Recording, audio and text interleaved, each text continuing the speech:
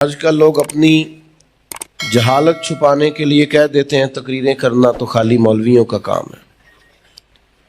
حضرت غوث پاک کا انداز تبلیغ آپ کا جو سب سے زیادہ جس چیز میں جو چیز آپ کی معروف ہوئی وہ آپ کی تقریر تھی۔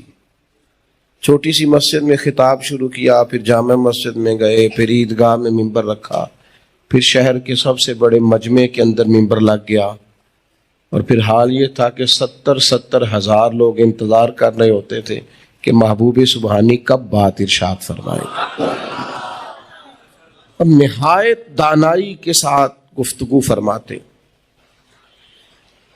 وہ جو فرمایا گیا نا کہ کلم الناس علی قدر عقولہم، لوگوں سے جب گفتگو کی جائے تو ان کی عقلوں کے مطابق کی جائے، اپنی علمیت نہ جھاڑی جائے۔ آپ یہ دیکھیں کہ سامنے والا کس معیار کا آدمی ہے، آپ اس کے مطابق ہم اپنے بچوں کی جو تربیت کرتے ہیں تو ہم اپنے تجربات کی روشنی میں کرنے لگ جاتے ہیں۔ بھئی آپ کا تجربہ تو وہ ہے جب لوگ بھینسیں پالتے تھے، اور اب تجربہ یہ ہے کہ بچوں نے موبائل جیب میں رکھا ہوا ہے اور پوری دنیا سے وہ وابستہ ہیں۔ تو آپ ضرور اپنے تجربات کی بات کریں، پر نئے دور کا تقاضا بھی تو سمجھیں، اس آدمی کی مجبوری بھی تو سمجھیں۔ وہ جس ادارے میں جاتا ہے، جہاں جا کے بیٹھتا ہے، جن لوگوں کے بیچ وہ وقت گزارتا ہے، جس طرح کے سوال اس کے ذہن پر اٹھتے ہیں، اسے اس طرح کے جوابات چاہیے۔ اور پھر بات ایک ہی ہوتی ہے، اس کو اگر سلیقے سے ذرا کر لیا جائے نا، اسی بات کو ذرا سلیقے سے، آپ چھوٹا بچہ ہوتا ہے بالکل 2-3 سال کا، اس کو کوئی نہیں پتا غصہ کس کو کہتے ہیں اور مسکراہٹ کس کو کہتے ہیں، اس کی طرف آپ گھور کے دیکھ لیں وہ رونے لگ جاتا ہے،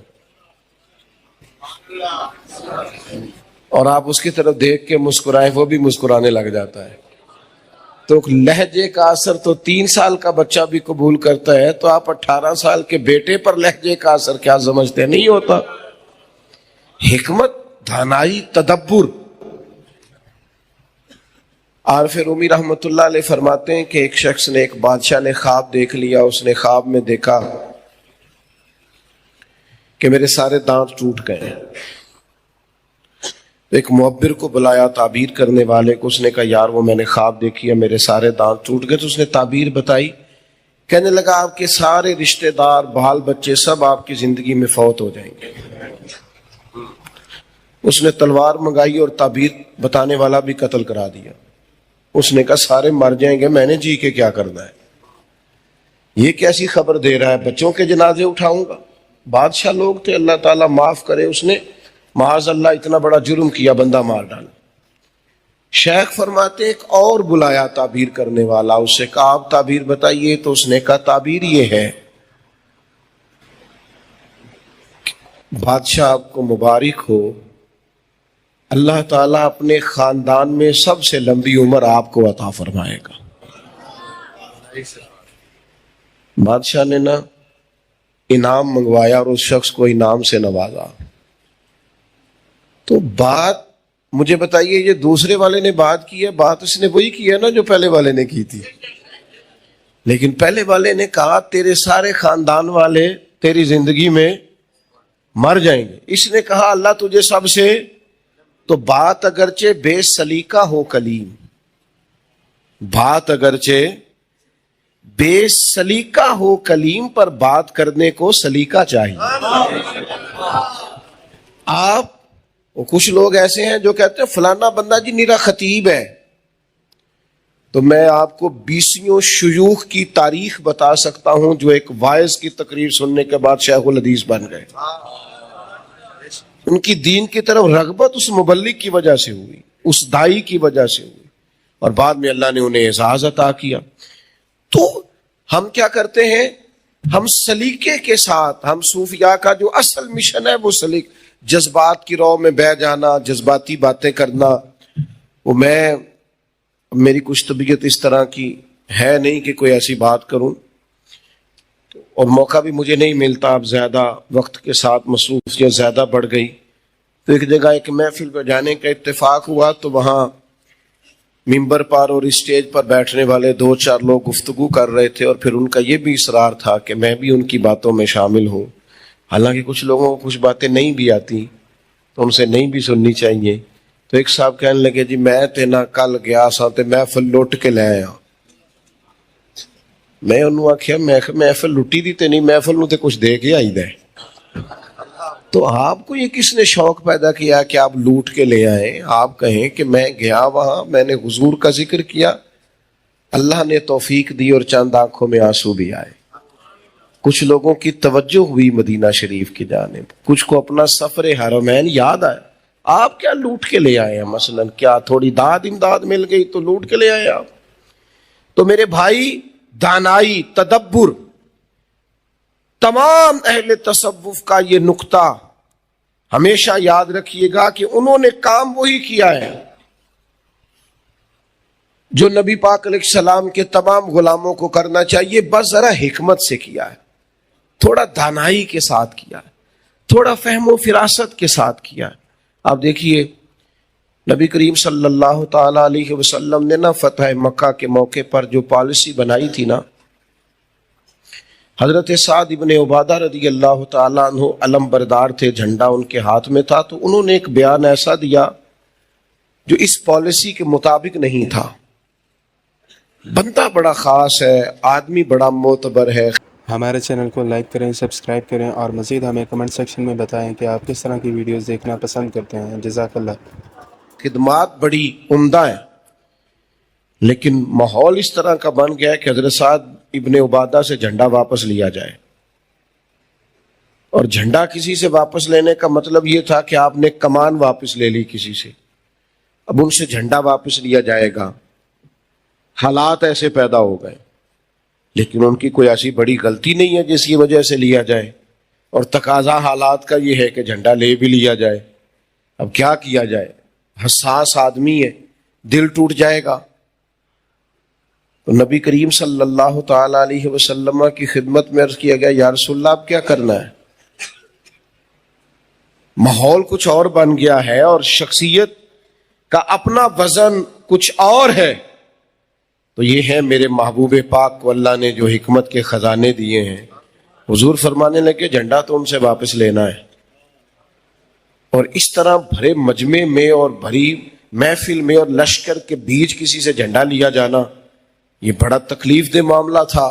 لیکن یہ میرے کریم کا کریمانہ فیصلہ دیکھنا، ساری حکمتیں قربان سرکار کے قدموں پر. محبوب فرمانے لگے سعد میں نے ایک فیصلہ کیا. یا رسول اللہ حکم فرمائے. فرمایا میں نے فیصلہ کیا ہے جھنڈا آپ سے لے کر آپ کے بیٹے کو دے دیا جائے. سب سے زیادہ کوئی باپ اس وقت راضی ہوتا ہے جب اسے سمجھ آتی ہے نا میرا پتر میرا کام سنبھالنے کے قابل ہو گیا. وہ تو سمجھتا ہے میرا قد اونچا ہو گیا. تو جس بات میں وہ ناراض ہو سکتے تھے یا دل ٹوٹ سکتا تھا، محبوب کریم علیہ السلام نے رنگ یہ اختیار کیا کہ اسی بات پر وہ سب سے زیادہ راضی ہو گئے. صوفیاء کیا کرتے؟ محبوب سبحانی، غوث سمدانی، شیخ لاسانی، میرے مرشد کریم رضی اللہ تعالیٰ کیا کرتے؟ کام بڑی دانائی سے کیا ہے، کام ذرا تدبر سے ہوتا ہے. یہ نہیں ہو سکتا کہ آپ تیز اڑنے کا شوق بھی رکھیں اور پھر آپ مخالف سمت سے آنے والی ہوا سے ٹکرائیں بھی نہ. ساری باتوں، سارے تانوں، اور یاد رکھیے گا صوفیاء کو ان کے دور میں بھی سارے تنقید، سارے تعریف کرنے والے نہیں ملتے. ان کے دور میں بھی سارے تعریف کرنے والے نہیں ملتے، تنقید کرنے والے بھی ملتے ہیں. ہر مزاج کا آدمی ہوتا ہے، اور کچھ لوگوں کا بیچاروں کا منہ کا ذائقہ ہی ہمیشہ کڑوا کسیلا رہتا ہے. وہ گھی پر بھی اعتراض کریں گے، شہد پر بھی اعتراض کریں گے، لیکن اپنے ذائقے کو ٹھیک کرنے کی کوشش نہیں کریں گے. یہ بھی بعض لوگوں کے ساتھ مسئلہ ہوتا ہے. تدبر ہے نا، حکمت ہے. ایک ملاح، کشتی چلانے والا، تھوڑا لہجے کا سخت تھا، اور دجلہ کے کنارے سرکار بغداد کا آنا جانا تھا. تو 2 حصوں میں تقسیم تھا شہر، کچھ لوگ اس طرف تھے کچھ اس طرف تھے، اور مین ایک معاملہ تھا لوگوں کا آنا جانا. تو ملاح لہجے کا تلخ تھا، انداز اس کا ٹھیک نہیں تھا.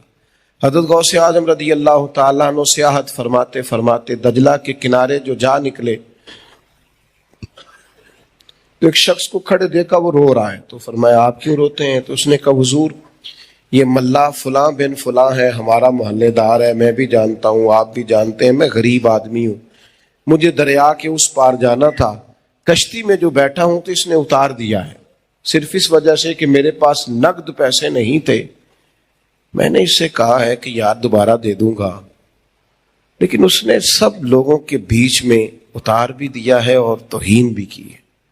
اس نے کہا مفت خوروں کے لیے کشتی نہیں بنائی، نیچے اترو، پیسے ہوں گے کرائے کے تو سفر کرنا۔ اب یہ کہ حضور غوث پاک نے یہ نہیں فرمایا کہ تمہیں تعویذ دیتے ہیں آئندہ سے مسئلہ حل ہو جائے گا، یہ نہیں فرمایا دعا کریں گے جمعرات کو صبح 9 بجے آ جانا، یہ نہیں فرمایا حضرت نے کہ وہ یہ لوگ ہوتے ہی ایسے ہیں تم چھوڑو، ایسے لوگوں کے منہ لگنے کی کیا ضرورت تھی، کوئی ایسا جملہ نہیں۔ رب کے بندوں کا تدبر اپنا ہوتا ہے۔ آپ فرمانے لگے تم یہی رکو، میں آیا، گھر تشریف لے گئے، 100 دینار لائے، اتنی دیر میں وہ ملاح سواریاں دوسری جانب اتار کر اس جانب واپس لوٹ چکا تھا۔ وہ جیسے ہی نیچے اترا حضرت محبوب سبحانی نے اسے بلایا، اس غریب آدمی کو بھی پاس کھڑا کیا اور 100 دینار اس ملاح کے ہاتھ میں تھما کے فرمانے لگے یہ 100 دینار رکھ لو، آج کے بعد جب ختم ہو گئے تو میں اور دے دوں گا، 100 رکھو، ختم ہونے پر اور لے لینا، لیکن فرمایا آج کے بعد اگر کوئی غریب کشتی پہ بیٹھا توہین کر کے نیچے نہ اتارنا، اسے عبد القادر کے کرائے پر سفر کرا دینا، نیچے نہیں اتارنا، لوگوں میرے کرائے پر سفر کرا دیا کرنا۔ اس شخص کو تسلی ہو گئی جو شکایت کر رہا تھا، لیکن چند ہی منٹ گزرے تو وہ ملاح جس کو لوگ کہتے تھے کہ پتھر کا لہجہ رکھتا ہے اور کانٹوں کا مزاج رکھتا ہے اور ہر وقت کڑوی اور کسیلی باتیں کرتا ہے، تھوڑی ہی دیر گزری تو اس کی آنکھوں میں آنسو چمک رہے تھے۔ کہنے لگا بغداد کے مرشد ایک دفعہ معاف کر دے، آج کے بعد شکایت کا موقع نہیں آئے گا۔ آپ تدبر کے ساتھ کام کریں گے، آپ دانائی دیکھیں گے۔ اپنے ہی بچوں کے بارے میں ہمارا انداز ٹھیک نہیں ہوتا، بچے سے غلطی ہو گئی یا بچہ جو ہے۔ اچھا پھر عجیب بات یہ ہے کہ آپ کی عمر ہے 50 سال اور بچے کی عمر ہے 18 سال، اور آپ کا تقاضا یہ ہے وہ آپ کے حساب سے کام کرنا شروع کر دیں۔ آپ اس کی عمر کا تقاضا دیکھیں، جب آپ کی عمر کو پہنچے گا نا۔ ہمارے ایک دوست ہیں ملک سے باہر ہوتے ہیں، وہ کہتے ہیں کہ بہت لیکچر سننے کو ملتے ہیں ایشیا کے لوگوں سے، بہت لیکچر دیتے ہیں، لیکن وہ یہ نہیں دیکھتے کہ جس کو آپ لیکچر دے رہے ہیں وہ کہاں بیٹھتا ہے، کہاں اٹھتا ہے، کہاں رہتا ہے، کیا سوچتا ہے، ذہن کی سطح پر سوال کیا ابھرتے ہیں، سوال آ جاتے ہیں، سوال کا جواب ہوتا ہے، سوال کے مقابلے میں غصہ نہیں ہوتا، سوال کا جواب ہوتا ہے، اس کے مقابلے میں تلخی نہیں ہوتی۔ آپ کا بیٹا آپ کے سامنے سوال کھڑا کر رہا ہے، آپ اس کا جواب دیں۔ حضرت غوث اعظم رضی اللہ تعالیٰ عنہ کے شہزادے نے کہا حضور آج میں نہ تقریر کروں، میں کر لو۔ کہتے میں نے بڑے دلائل سے مزین گفتگو کی لیکن لوگ ٹس سے مس نہ ہوئے۔ شیخ نے 10 منٹ ہی باتیں کی انہوں نے بھی دلائل سے، پر میرے گھنٹوں کا وہ اثر نہیں تھا جو شیخ بغداد کے چند منٹوں کا اثر تھا۔ وہ لوٹ پوٹ بھی ہوتے تھے، وہ روتے بھی تھے، اور ان کی سسکیاں اور ہچکیاں سننے کو ملتی تھیں۔ تو گھر آ کے میں نے عرض کیا، میں نے کہا حضور میں نے بھی کوئی دلیلیں کم نہیں دی، یہ بڑی عجیب بات ہے کہ جو آپ بات کر رہے تھے۔ تو حضرت غوث اعظم رضی اللہ تعالیٰ عنہ نے اپنے شہزادے سے کہا بیٹا تمہاری انہوں نے صرف تقریر سنی ہے اور مجھ سے وہ ٹوٹ کر پیار بھی کرتے ہیں۔ جب تم اس مقام پر پہنچو گے، ان کے دکھ سکھ میں شامل ہو جاؤ گے، یہ تم پر اعتماد کرنے لگیں گے، یہ تمہیں اپنا خیر خواہ جاننے لگیں گے، اور پھر جب تم کوئی بات کرو گے تمہیں باعمل سمجھنے لگیں گے، پھر ان کی بات کا اثر جلدی ہوگا۔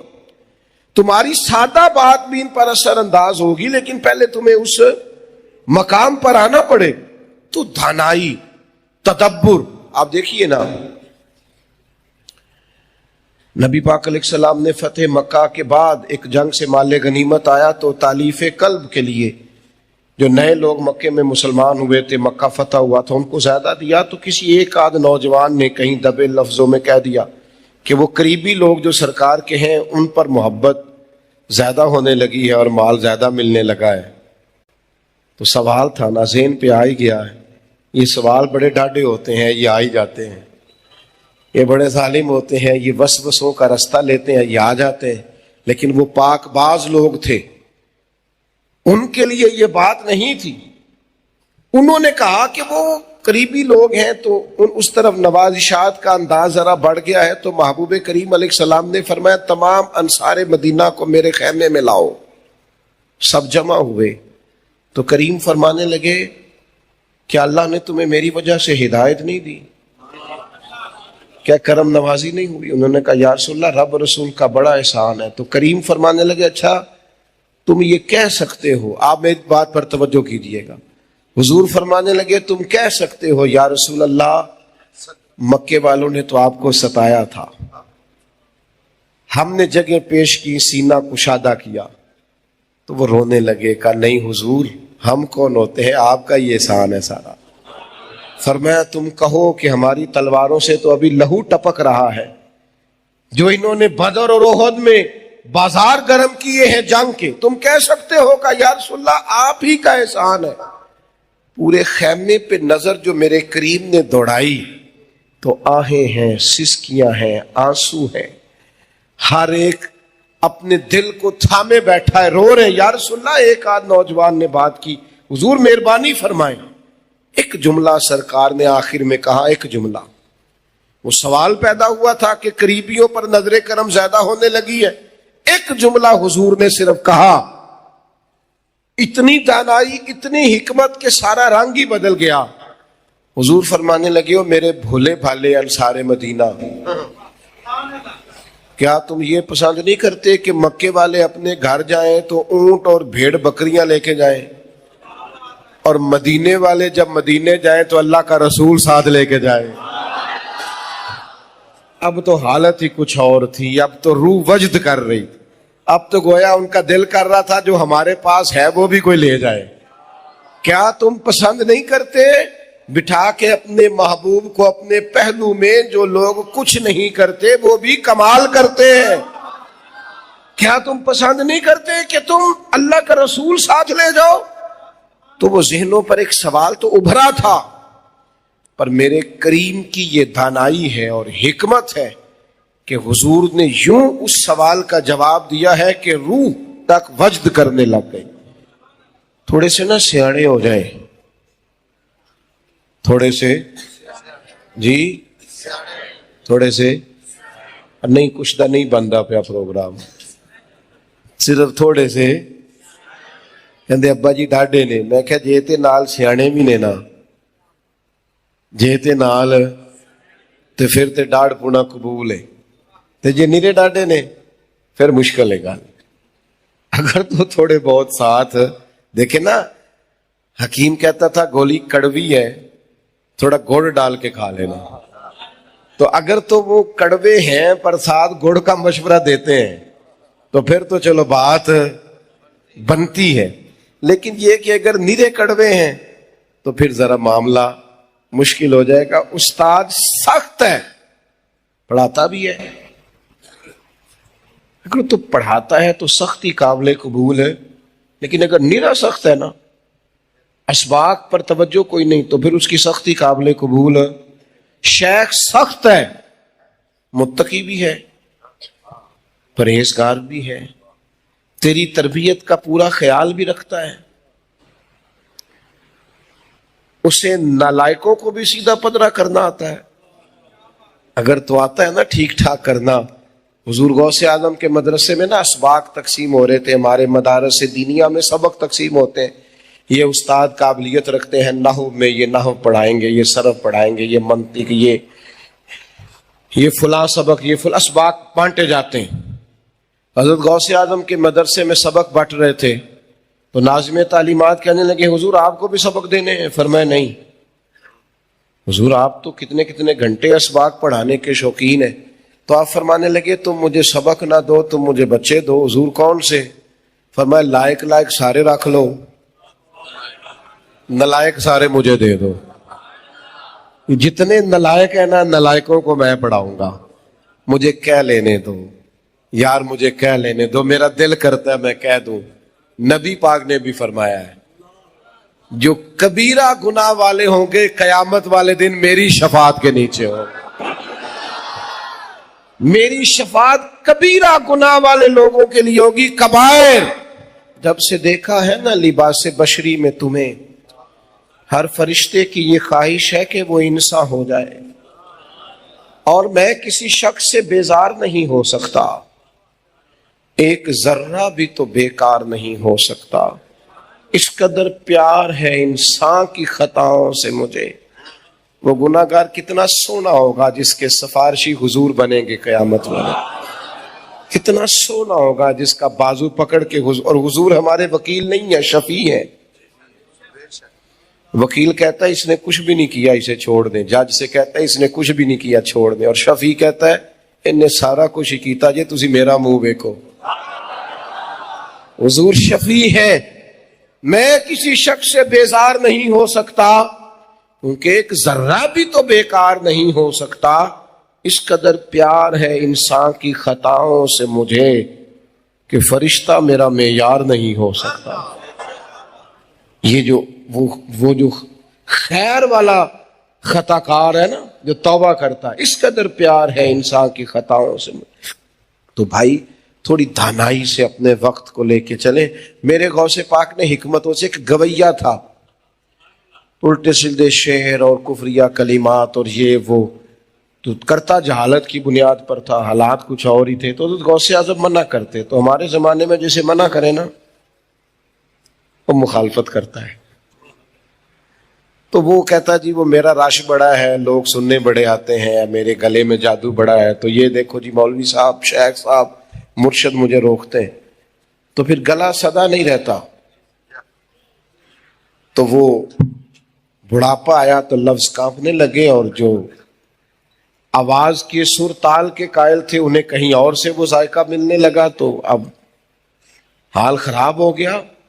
اور گھر میں جب تک نوٹ آتے تھے تب تک تو کیا بات تھی, اور جب حالات اور طرح کے ہوئے تو پھر اپنوں نے بھی منہ موڑ لیا. ایک دن حضور غوث پاک گزرے, ساری زندگی اس نے مخالفت کی. حضرت شیخ گزرے تو قبرستان کے کونے میں بیٹھا ہے, مکھیاں بھنک رہی, کپڑے بدلے ہفتے بیت گئے, حالت خراب ہے. شیخ نے اپنے غلام کو بلایا, 100 دینار دیے, فرمایا اسے جا کے دے آ. غریبی آ گئی ہے اس پہ. اس نے جا کے وہ 100 دینار اس گویے کے پاس جو رکھے تو کہنے لگا کس نے بھیجے ہیں؟ میرے تو اپنے بھی مجھے چھوڑ گئے, ہم تو اسی کسی دے کچھ بھی نہیں لگتے. کون ہے اس غربت میں, تنہائی میں, ان بھنکتی مکھیوں میں اور میرے وجود سے آتی بدبو میں؟ اب کون ہے جس نے 100 دینار بھیجے؟ تو خادم کہنے لگا مجھے پہنچانے کا حکم ہے, بتانے کا نہیں.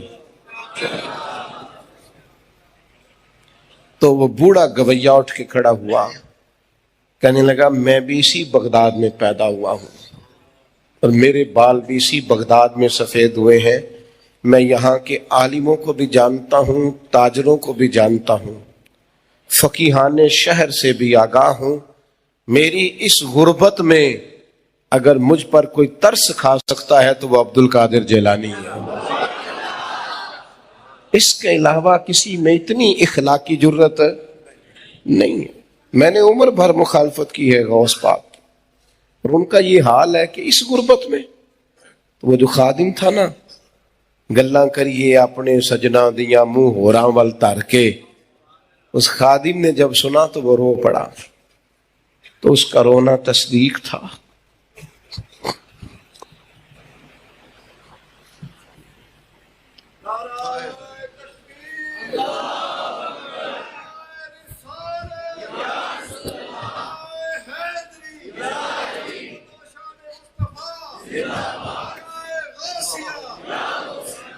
اس کا رونا تصدیق تھا کہ بات میرے پیر کی ہو رہی ہے، میرے مرشد کی بات ہو رہی۔ غوث اعظم سبق پڑھا رہے تھے تو وہ گویا آگے کھڑا ہو گیا اور کہنے لگا میں نے عمر بھر آپ کی مخالفت کی ہے، آج سمجھ آئی ہے۔ اسی منصب پر بیٹھے ہو جس منصب پر مدینے والے رسول اپنی امت کے علماء کو بٹھانا چاہتے ہیں، جہاں سرکار چاہتے ہیں کہ لوگ بیٹھیں۔ میرے بھائیوں، دانائی، تدبر، حکمت، یہ سرکار بغداد کو اللہ تعالیٰ نے بڑا وافر حصہ عطا کیا تھا۔ جلد باز نہ بنے، فیصلے جذباتی نہ کریں، رائے دینے میں تیزی نہ دکھائیں۔ آپ اپنے بزرگوں سے فیض یاب ہوں، حکمتوں کو سمجھیں، تقاضوں کو سمجھیں، حالات کو سمجھیں۔ ہم امت مسلمہ جہاں آ کے کھڑے ہو گئے تو ایسے ہے جیسے گمسان کا رن پڑا ہوا ہے، کوئی کیا کہہ رہا ہے، کس سے کہہ رہا ہے، کوئی سمجھ نہیں آ رہی، اور باہر سے کوئی فتنہ لینے جانا ہی نہیں پڑتا، ہر فتنہ اندر سے ہی اٹھتا چلا جاتا ہے۔ اب زیادہ وقت آیا ہے کہ ہم اپنے بزرگوں کے طریقوں کو سمجھیں، بے حکمت زندگی نہ گزاریں، تھوڑا سا ٹھہرنا سیکھیں، تھوڑا وقت دینا سیکھیں، تھوڑا سا حالات کو سمجھیں۔ آپریشن کراتے وقت تھوڑی دیر کے لیے درد تو ضرور ہوتا ہے، اور وہ درد بڑا فائدہ مند ہوتا ہے، وہ بعد میں ہمیشہ کے لیے آسانی کرتا ہے۔ وہ ہو تو جاتا ہے، جو واہ ویلا کرتا ہے اس کا بھی ہو جاتا ہے، اور جو چپکے سے درد سہ لیتا ہے اس کا بھی ہو ہی جاتا ہے۔ اس واہ ویلے کو چھوڑ دیں، شور کو چھوڑ دیں، شدت کو چھوڑ دیں، اور اپنی زندگی سے شکووں کو چھوڑ دیں۔ میرے حضور قبلہ عالم رحمت اللہ علیہ فرمایا کرتے تھے، زندگی میں تمہیں کبھی بھی ناکامی ہونا تو سب سے پہلے یہ دیکھنا کہ تمہاری اپنی غلطی کہاں کہاں ہے، تم کہاں کہاں بھولے ہو، سست ہوئے ہو، غافل ہوئے ہو، کہاں کہاں تم نے کمزوری دکھائی۔ اور میں نے کم از کم یہ تجربہ ہمیشہ کیا ہے، جہاں بھی کہیں محسوس ہوا کہ یہ معاملہ بگڑا ہے تو تلاش کرنے سے اپنی غلطی وہاں مل گئی کہ یہاں ہم سے بھی، یہاں کر کے ہم بھی بھولے ہیں، ایسا نہیں تھا، کہیں نہ کہیں ہم سے بھی خطا ہوئی ہے۔ اور جو لوگ اپنی خطاؤں کو سمجھنے لگ جاتے ہیں، حضرت مجدد الفسانی مکتوبات شریف میں فرماتے ہیں خوش قسمت ہے جسے دیدے قصور نصیب ہو، جسے اپنی غلطیاں نظر آنی شروع ہو جائیں، وہ سیاںا بندہ ہوتا ہے، اس کے لیے اصلاح کا موقع پیدا ہو جاتا ہے۔ قرآن مجید میں اللہ تعالیٰ نے نبی پاک صلی اللہ تعالیٰ علیہ وسلم کا امت کے ساتھ جو حساس رشتہ ہے اس رشتے کو بیان فرمایا۔ کبھی اماں یہ بات کہتی تھی نا کہ میرا بیٹا روٹی کھا لے تو میرا پیٹ بھر جاتا ہے، تو لوگ اسے ایک اچھا ادبی جملہ کہتے تھے، شعر و شاعری کے ذوق پر پورا اترنے والی بات سمجھتے تھے، لیکن سمجھتے تھے شاید حقیقت سے دور ہے۔ والد اگر کہتا تھا نا کہ میرا بیٹا بڑا ہو گیا ہے، کسی جگہ کامیاب ہو گیا ہے، تو میری صحت اس سے بہتر ہو گئی ہے، قد میرا بڑھ گیا ہے، تو لوگ کہتے تھے افسانوی باتیں۔ لیکن جب ہم نے قرآن مجید پڑھا تو ایک عجیب انفرادیت اللہ تعالیٰ نے بیان فرمائی، فرمایا لَقَدْ جَاءَكُمْ رَسُولٌ مِّنْ أَنفُسِكُمْ، میں نے نا تمہیں میں سے ایک رسول عطا فرمائے۔ آپ لوگ بولے نہیں جی، باہر والے دوست بھی بس اب ماشاءاللہ سب کچھ ٹھیک ہے، یہ سامنے والے دوست کبھی بیٹھ جائے نا تو بڑی پریشانی حل ہو جائے۔ اللہ کرے ہمیں موبائلوں کے علاوہ بھی کوئی کام آئے، آمین تو کہہ دیں۔ تشریف رکھیں، بیٹھ جائیں پیارے بھائی، بیٹھ جائیں، ویڈیو کافی لوگ بنا رہے ہیں، آپ کو دے دیں گے، اللہ خوش رکھے، تشریف رکھیں، آپ لوگ بھی بیٹھ جاؤ، شہزادے تشریف رکھو گے تو پچھلوں کو آسانی ہوگی۔ اللہ تعالیٰ آپ کو سلامتی عطا فرمائے۔ جس نے موبائل بنائے تھے اس نے کب یہ کہا تھا کہ کبھی جیب میں نہ ڈالنا؟ فون سننے کے لیے بنائے تھے، اس کو نفسیاتی مسئلہ تو نہ بنائے۔ کہیں چائے نہیں پی پاتے، کہیں بیٹھ نہیں پاتے، کہیں بات نہیں کر پاتے، گاڑی سے ویڈیو شروع ہوتی ہے، پورے بھی تھکے ہوئے ہوں تو ٹانگ نہیں سیدھی کر پاتے، تکلیف ہوتی ہے، اس لیے کہ 20 کیمرے چل رہے ہیں، کچھ نہیں آپ کر سکیں گے، صرف ایک فوٹو رہ گئی ہے۔ پرانے لوگ تھے وہ کہتے تھے دل میں سجا رکھی ہے تصویر یار، बस जरा गर्दन झुकाई देख ली। अब कहते हैं मोबाइल में लगा रखी है तस्वीरें यार। सवार ना करें, कोई चीज भी ज्यादा हावी हो जाती है तो परेशानी का बायस बनती है। जरूरत के मुताबिक चीजें ठीक रहती हैं। अल्लाह ताला समझ अता फरमाए। आप मेरी बात पर थोड़ा गौर फरमाएंगे भाई। कभी इस बात पर आप गौर करें, अल्लाह करीम ने फरमाया मैंने ना तुम्ही में से तुम्हें रसूल अता फरमाए, अजीजुन अलैहि मा अनित्तुम। फरमाया तुम्हारा मुशक्कत में पड़ना मेरे नबी करीम पर गिरां गुजरता है।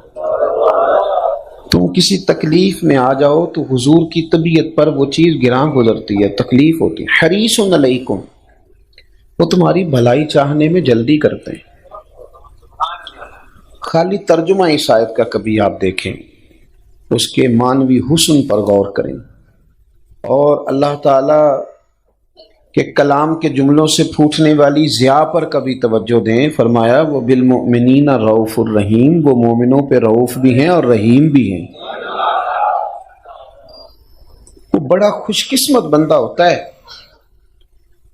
जिसे कोई ऐसा शख्स मिल जाए जो उसकी तकलीफ का एहसास करे। करूंगा मैं, हमारी तकरीरें दो किस्म की, एक है जुमे वाले दिन जो मैं तकरीर करता हूं, एक है जो आपसे तकरीर कर रहा हूं। एक खुदा न खास्ता, अल्लाह माफ करे, मुझे पता चले मेरा भाई बिगड़ गया है, सिगरेट पीने लगा है, या खुदा न खास्ता बेटा, तो फिर मैं यूं तकरीर नहीं करूंगा सामने बिठा के, फिर तो मैं पगड़ी उसके पैरों में रखूंगा, फिर तो मैं उसकी जिस तरह की मिन्नत हो सके, एक दर्द है ना मेरे सीने में कि ये बिगड़ ना जाए, मैं उसे कहूंगा पुत्र मेरी कमाई ना जाया कर देना। उसकी मां दुपट्टा फेंकेगी और वो पक्का वादा भी करे आज के बाद नहीं पीऊंगा सिगरेट, तो फिर भी सुकून नहीं आता, बंदा जाके मुसल्ले पे बैठ जाता है। अल्लाह मेहरबानी करना इसे है। ओ भाई, जिस तरह आप अपनों के लिए तड़प के तबलीग करते हैं और दुआ करते हैं ना, बस इस मिसाल से समझ लो मेरे महबूब का भी यही अंदाज है अपनी उम्मत के लिए। सरवरे कायनात सल्लल्लाहु अलैहि वसल्लम का यही अंदाज है उम्मत के लिए। इस दर्द से हुजूर ने लोगों को पैगाम दीन दिया, इस दर्द से, इस अंदाज में। और बड़े से बड़े दुश्मन ने जब सामने आके कहा ना अगर मैं कलमा पढ़ लूं, तो फरमाया तू पढ़, तेरे पिछले सारे ही माफ है, तू दीन में आ, तेरे माफ है। हमारा आज मसला ये बन गया है कि हम ना किसी खबर पहुंच गई, बंदा गलत हो गया तो हम तनकीद करते हैं। मेरे वाले साहब कहा करते थे कि पड़ोसियों की आग ना इसलिए भी बुझा देनी चाहिए, अगर खुदा न खास्ता उनके घर आग लग जाए तो इसलिए भी बुझा देनी चाहिए कि अगर वो ना बुझाई तो हमारे घर आ जाएगी। किसी मोहल्ले के बच्चे की इसलिए भी इस्लाह कर देनी चाहिए कि अगर ये बिगड़ गया तो मेरा बच्चा भी इसके साथ उठता बैठता है, उसे कैद तो किया नहीं जा सकता। वो जज्बात का हुस्न जो नबी पाक सल्लल्लाहु ताला अलैहि वसल्लम को कभी ताइफ ले जाता, कभी मंडियों और मेलों में ले जाता, कभी किसी के यहाँ ले जाता, कभी किसी के, और जब भी दीन की बात पूछी किसी ने आके, हुजूर ने पूरी खोल के बयान की। हम ये जिम्मेदारी अदा नहीं करते। हर बंदे से आप पूछ लें कि हालात कितने खराब हैं, तू बता, तो सब अपना अपना जाविया बताएंगे। और अगर उनसे कहा जाए कि भाई आग बुझाने के लिए आपने कितना पानी डाला है, आपकी काविश क्या है, आखिर क्या साहब ने बैठ जाना चुप करके कि अब कोई ठीक नहीं हो रहा तो चुप कर जाएं? ना माने आप, ये सियासतदान हमारे नहीं, आप ना माने, पर दुनिया तो उनको हमारा नुमाइंदा कहती है। वो कहती है आपने वोट दे के भेजे, उनके सारे ना वोट देने वालों के खातों में शुमार किए जाते हैं। आप किस तरह जान बचाएंगे? दर्द से, सोल से, प्यार से। फिर यही बात आगे, यही अंदाज आगे सहाबा में आया। उनकी तबीयतों में दर्द। हजरत उमर फारूक रदी अल्लाह ताला अन्हु को जब जख्म लग गया, खून बह रहा था, एक नौजवान आपके सामने से गुजर रहा तो उसका तहमत या पजामा टखनों से नीचे था, तो चारपाई पे हैं, वक्त विसाल है, फरमाने लगे पुत्र ये ऊंचा कर ले, मेरे नबी का तरीका यही है। वहां भी आखिरी वक्त भी हमारे ना बुजुर्ग होते थे, उस्ताद थे मौलाना अबू दाऊद मोहम्मद सादिक साहब, तो कभी बस में सफर करते थे, उनके बड़े बड़े उलमा मुरीद थे। ये काम मुझसे नहीं होता, हम नहीं करते। बस में कभी सफर होता था तो कभी जो लोग बसों में सफर करते हैं उन्हें पता होगा कि वो फकी बेचने वाला भी आता है, रिसाले बेचने वाला भी आता है, चूरन बेचने वाला भी आता है। तो जिस तरह वो खड़ा होता है ना, वो पग पकड़ के ऊपर से इस तरह वो उठ के खड़े हो जाते थे और बस में लोगों को नमाज की दावत देनी शुरू कर देते। गली में गुजर रहे थे तो एक बच्ची खातून एक नंगे मुंह जा रही थी, तो चेहरा इधर करके कहने लगे, बेटा तू मुसलमानों की बेटी है, मुसलमानों का मुल्क है, नकाब कर, चेहरा छुपा। तो नाराज होगी, कहने लगी बाबा जा अपना काम कर। फरमान लगे मैं काम ही लगा, मेरा यही काम है, यही मेरा काम है, मैं दीन ही दसना, तेरा यही काम है मेरा। आप कभी वो दर्द मिल जाए ना, वो ज़ौक मिल जाए, वो तबीयत बन जाए। ये हजरत अब्दुल्ला बिन मसूद रदी अल्लाह ताला अन्हु गुजर रहे थे, एक जगह माज़अल्लाह गाने बाजे की महफिल सजी हुई थी। ज़ाज़ान नाम का एक शख्स था, वो वहां गा रहा था। आप रुक गए, कहा ये कौन है, बड़ा सुरीला है। मैंने कहा जी ज़ाज़ान नाम का गवैया है, एक ठंडी आह भरी आपने। फरमाने लगे कितनी सोहनी आवाज है, काश ये कुरान पाक पढ़ता। कोई बैठा हुआ मुझे दूर दुआ देता है, मैं डूबता हूं समुंदर उछाल देता है। काश वो क्या दर्द था, वो ज़ौक था, वो जोश खिताबत की जरूरत नहीं थी ना उन्हें, वो अपनी वाह वाह के लिए खिताब थोड़ा करते थे। वो तो ये दर्द था कि मैं एक दाई हूं। मुक़र्रिर और मुबल्लिग में फर्क होता है भाई, खतीब और दाई में फर्क होता है। मकसूद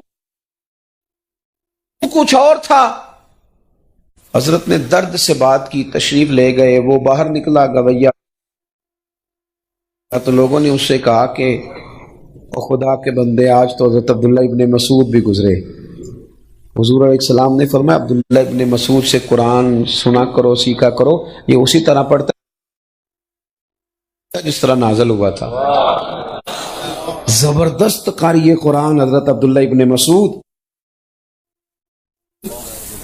काश वो गुजरे थे और तेरी हालत देख के कहा काश तू कुरान पढ़ता। हालांकि डायरेक्ट उनसे नहीं सुना, उनकी बात रिवायत होके आई, फिर भी इतना दर्द था, कहने लगा वाकई उन्होंने ये कहा है, उन्होंने ये कहा है, मेरे लिए कहा है, मेरे जैसे शख्स के लिए। सिहाबी रसूल हजरत अब्दुल्ला इब्ने मसूद ने कहा है। रोने लग गया, कहने लगा कोई बताएगा उनका घर कहाँ है। लोगों ने कहा फुला कोने में है। दौड़ा गया, दरवाजे पे दस्तक दी, शेख बाहर आए। कैसे आए हो? कहने लगा हुजूर आपने कहा था ना काश मैं कुरान पढ़ता, सोना मैं छोड़ आया हूं, सारा कुछ पढ़ाए मुझे, अब मैं कुरान ही पढ़ा करूंगा। अब कुरान का इरादा कर लिया। ये दर्द जो है ना, ये आगे आगे आया, ये बुजुर्गान दीन तक आया। दाता अली अजमेरी रहमतुल्लाह अलैह गुजर रहे थे तो सर पे बाल नहीं थे, कश्ती करीब से गुजरी तो किसी ने, बच्चे गुजर रहे थे, उन्होंने मजाक उड़ाया कि देखो बाबा गंजा है। तो लोगों ने कहा हुजूर इनको सजा देनी है। फरमाने लगी सजा नहीं, दुआ देनी है। हुजूर वो कौन सी दुआ देनी है? तो बच्चे हंस रहे हैं तो हाथ उठाए कि अल्लाह ये दुनिया में हंस रहे हैं, इन्हें कयामत में भी हंसता ही रखना, इन्हें हंस तो इन्हें हिदायत दे दे, ये अमाल ठीक करें ताकि खैर इकट्ठी करके जाएं, हंसते हंसते जन्नत में चले जाएं। वो शाम को आगे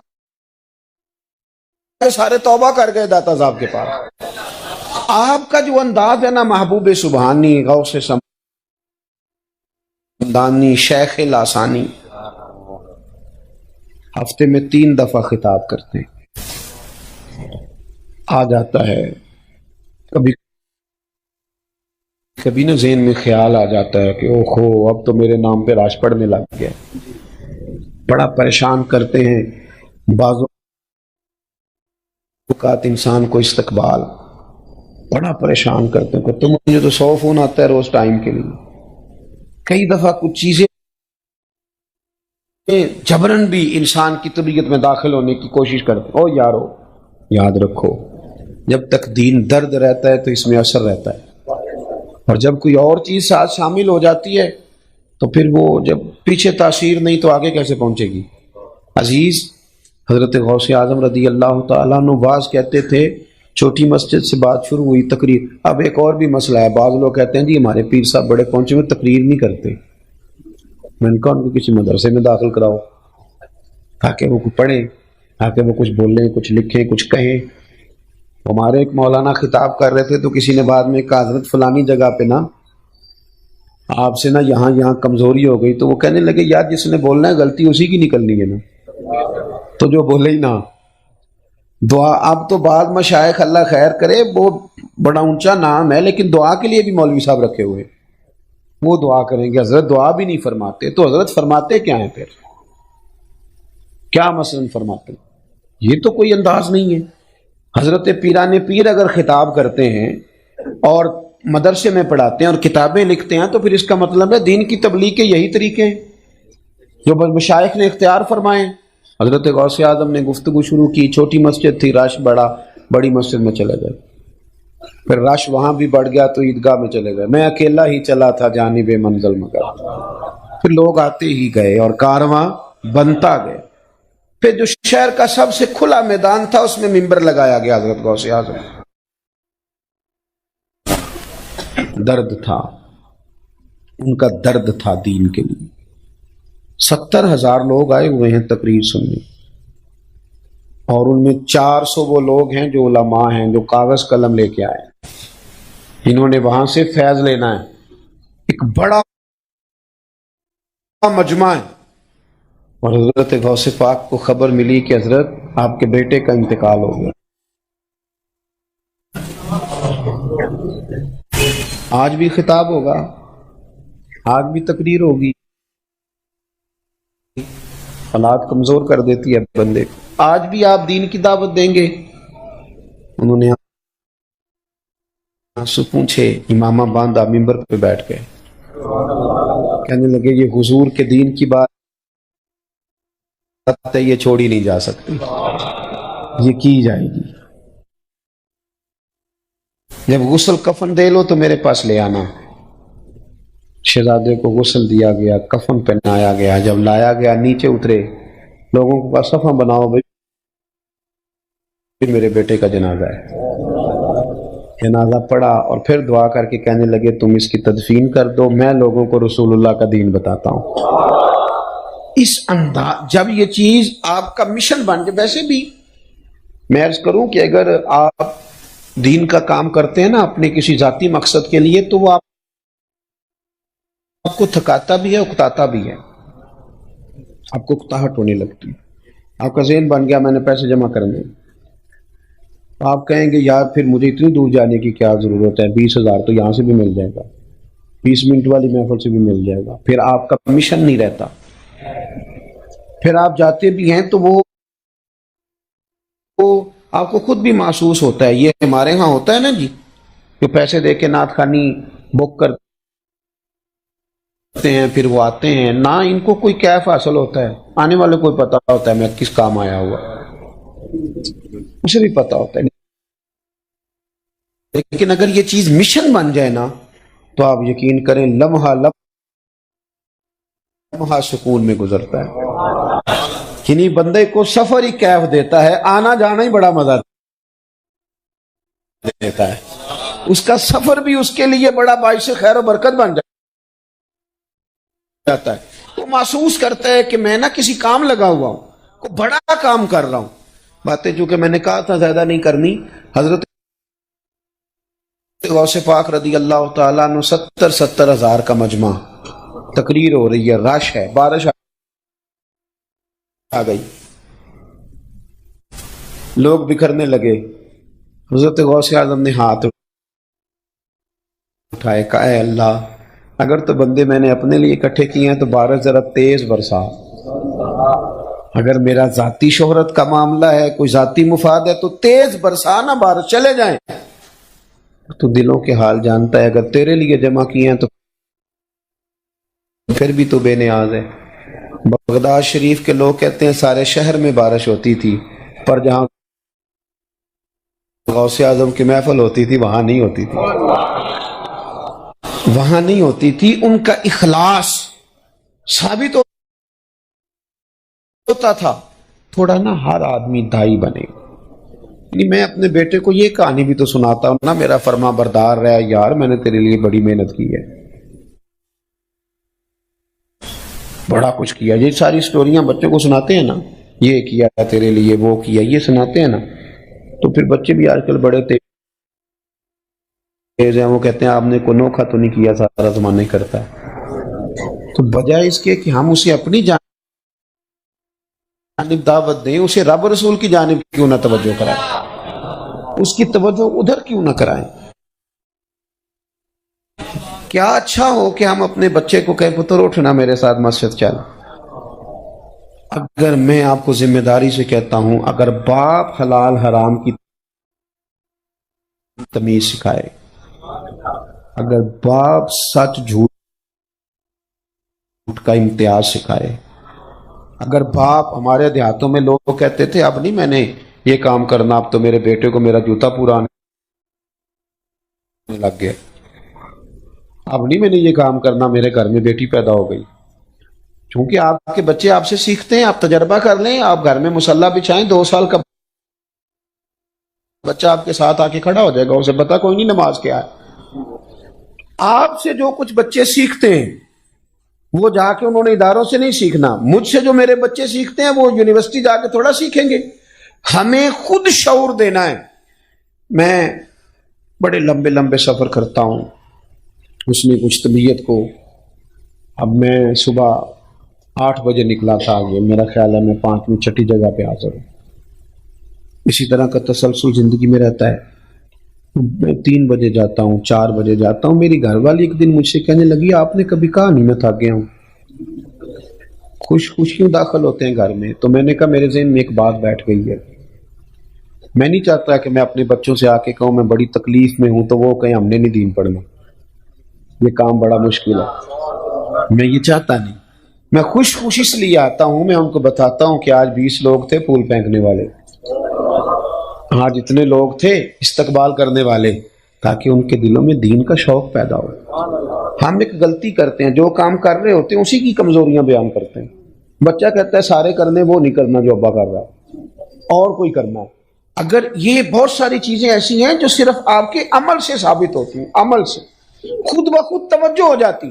اپنے بچوں کو اس طرف لانے کے لیے آپ کو عملی، گھروں میں تقریریں نہیں چلتی، تقریریں بار بار چلتی ہیں، گھر میں عمل چلتا ہے، گھر میں عمل چلتا ہے۔ بچے جو آپ کہتے ہیں وہ نہیں کریں گے، بچے جو آپ کرتے ہیں وہ کریں گے۔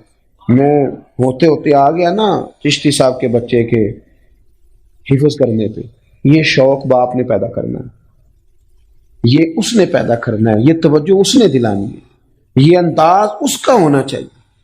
حضرت سیدہ عائشہ صدیقہ رضی اللہ تعالیٰ عنہا سے کسی نے پوچھا کہ آپ کے دل میں اسلام کی محبت کیسے پیدا ہوئی؟ فرمانے لگی میں نے آنکھ کھولی تو میرے والد ہر وقت گھر میں مدینے والے کا ذکر کرتے تھے، تو مجھے کسی خاص واقعے کی ضرورت نہیں پڑی، کیونکہ وہ گھر میں ہر چیز میسر آئی نا، گھر کے اندر ساری چیزیں ملی۔ تو آپ اپنے گھروں کے اندر بہت سارا ماحول ٹھیک کرنے کے ذمہ دار ہم خود ہیں۔ کرتے ہیں کچھ باتیں ایسی جس سے گھر کا ماحول بگڑتا ہے، مانتے نہیں کیونکہ ڈالنا کسی پہ ہی ہوتا ہے، لیکن کہیں نہ کہیں ہم کوئی ایسی کمزوری دکھاتے ہیں، عملی طور پر کوئی ایسی کمزوری ہم سے ہو جاتی ہے۔ بچے کو پتہ چل جاتا ہے ان کا ابا موبائل پہ کیا دیکھتا ہے، بچے کو پتہ چل جاتا ہے میرے ابے کے دوست کس طرح کی، والد کو، بچوں کو پتہ چل جاتا ہے کہ میرے باپ کا ذہن کس طرح کا ہے۔ اگر آپ نے اپنا ذہن بنا لیا ہے کہ پیسہ ہی لانا ہے جس طرح مرضی بھی آئے، تو یاد رکھنا بیٹا ایک دن کہہ دے گا کہ ابا جی آپ نے کمایا کیا ہے۔ چونکہ آپ کا ذہن دولت کا تھا، تو پھر ہمارے بزرگ کہا کرتے ہیں کہ بچوں سے عزت کرانے کے لیے بھی پیسے چاہیے ہوتے ہیں، ابا امیر ہو تو پھر باعزت ہو جائے گا، کیونکہ اس نے ذہن پیسوں کا دیا ہے۔ اگر وہ کہیں سادگی کا، عاجزی کا، درگزر کا، قناعت کا سبق گھر میں پڑھائے گا تو بچوں میں وہ چیزیں آ جائیں گی، وہ شعور انہیں ملے گا۔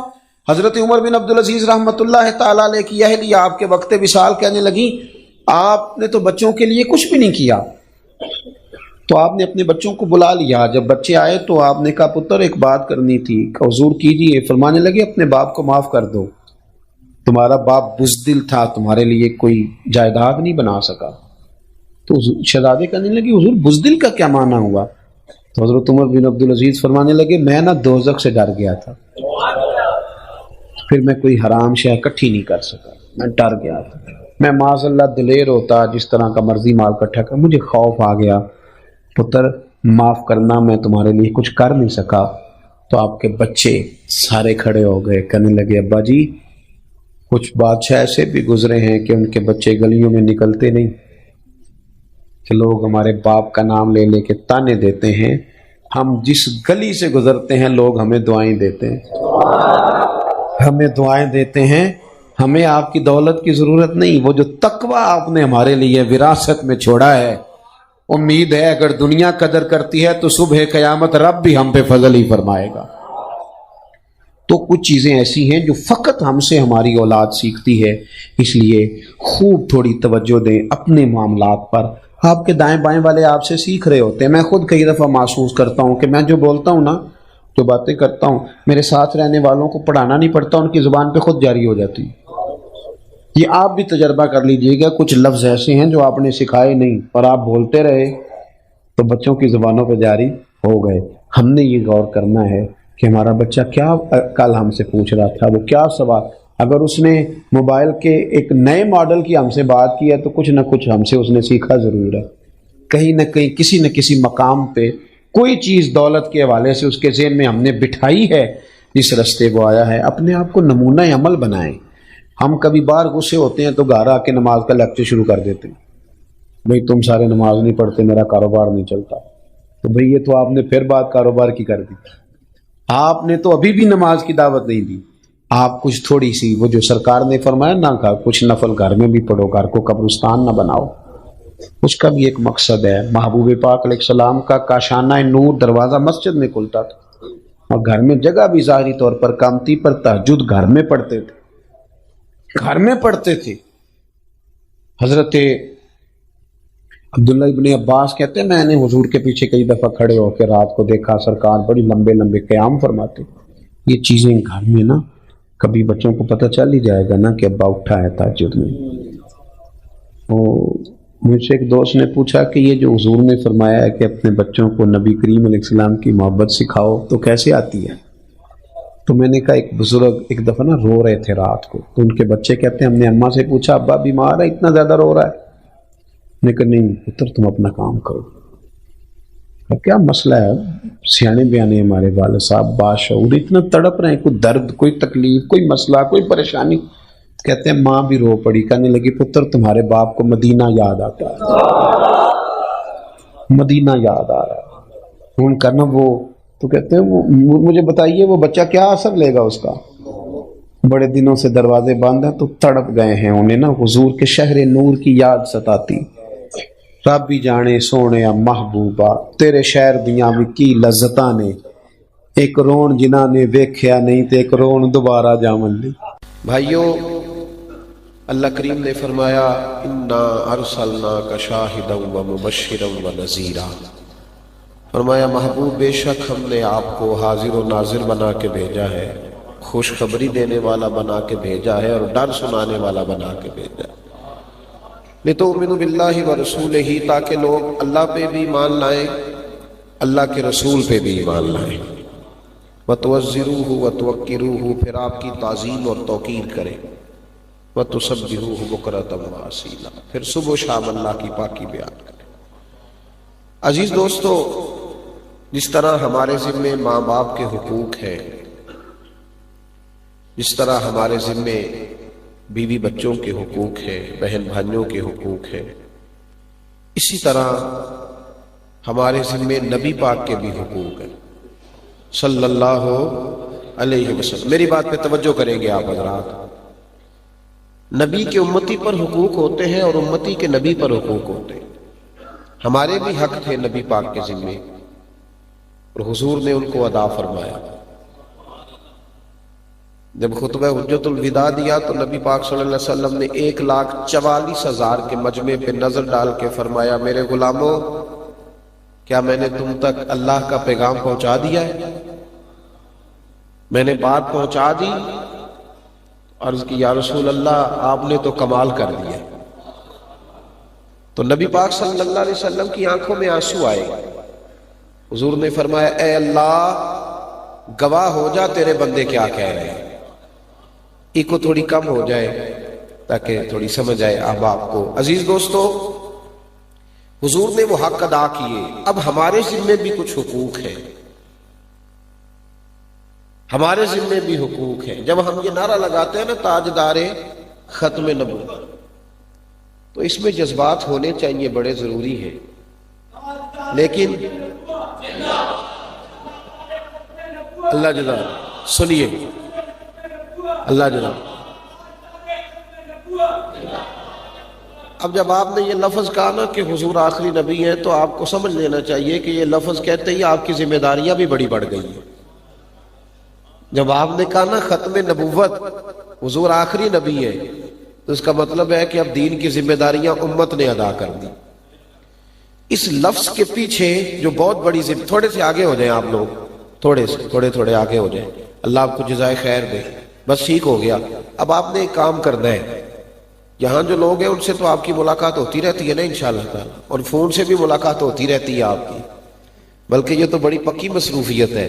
اب تو بڑی جلدی گردن پہ ملنے والا تیل جو ہے وہ سستا ہو جائے گا اور زیادہ مارکیٹ میں بکے گا، اس لیے کہ گردنیں جھکی رہتی ہیں ہر وقت لوگوں کی۔ تو مہربانی کریں تھوڑی دیر میرے ساتھ تو ملاقات کریں نا، باقی انشاءاللہ سلسلہ چلتا رہے گا۔ تصویر ضرورت کے لیے جائز ہے، اس کو فرض کفایہ نہ بنائے، جتنا اس کا کام ہے اس کو اسی حد تک رکھے۔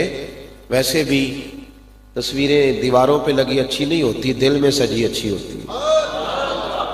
ہم نے دل میں سجا رکھی ہے تصویر یار، بس ذرا گردن جھکائی دیکھ لی، دل میں سجی ذرا زیادہ اچھی ہوتی ہے۔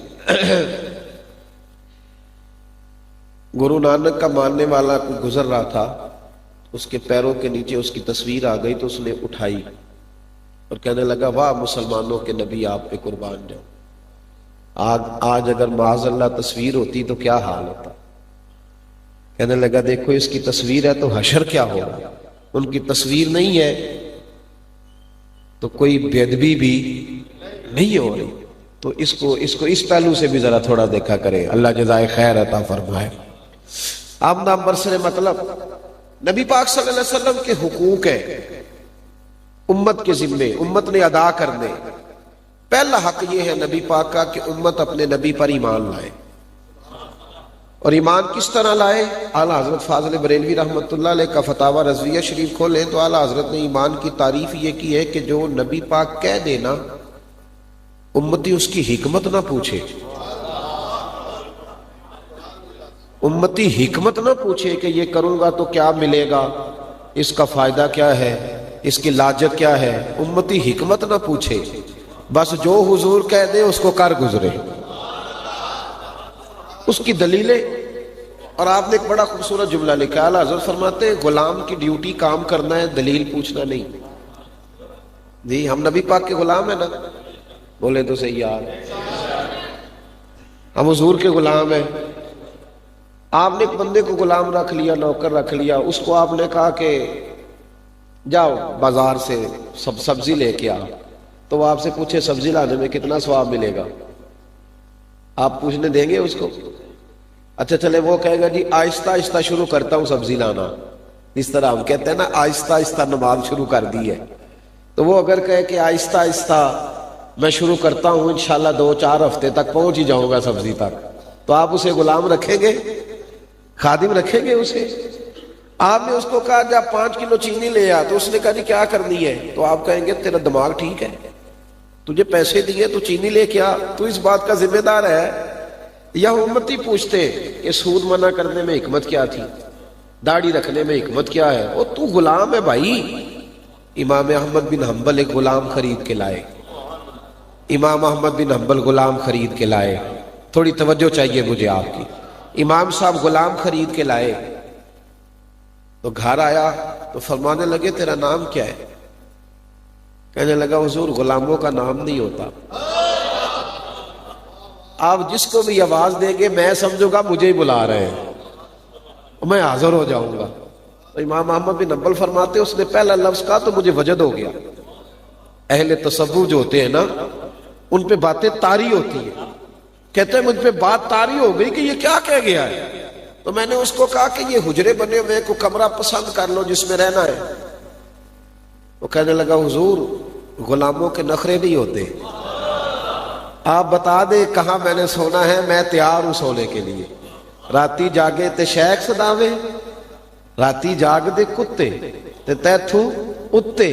اور اس کی لاجک ہے، بابا بلے شاہ صاحب کے شعر کی پوری پیچھے اس کی پوری تفسیر ہے۔ بابا صاحب نے ہمیں مثال دی ہے، کہتے تو کتے کا مالک ہے، کتے کو تو دیتا کیا ایک روٹی، دوسری مانگے تو جوتا اٹھا لیتا ہے، اور اگر اپنی مرضی سے کبھی اندر داخل ہو جائے تو روڑے مارتے ہو، اور وہ کام کتنا کرتا ہے، ساری رات بیدار رہتا ہے، نہ تم سے پنکھا مانگتا ہے نہ اے سی مانگتا ہے، وہ کسی نالی میں جا کے سو جاتا ہے۔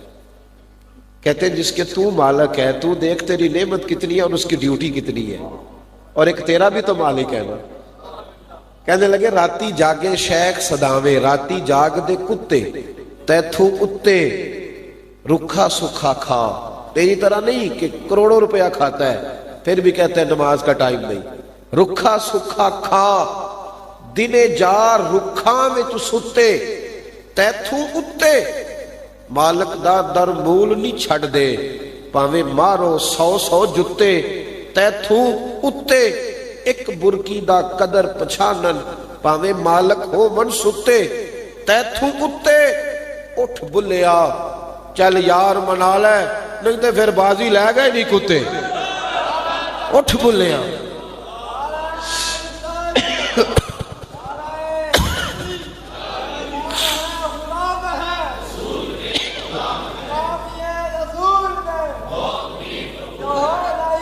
پہلی بات امت نے ایمان لانا ہے، جو حضور کہہ دے اس پہ ایمان لانا ہے، جو نبی پاک فرما دے اس پہ۔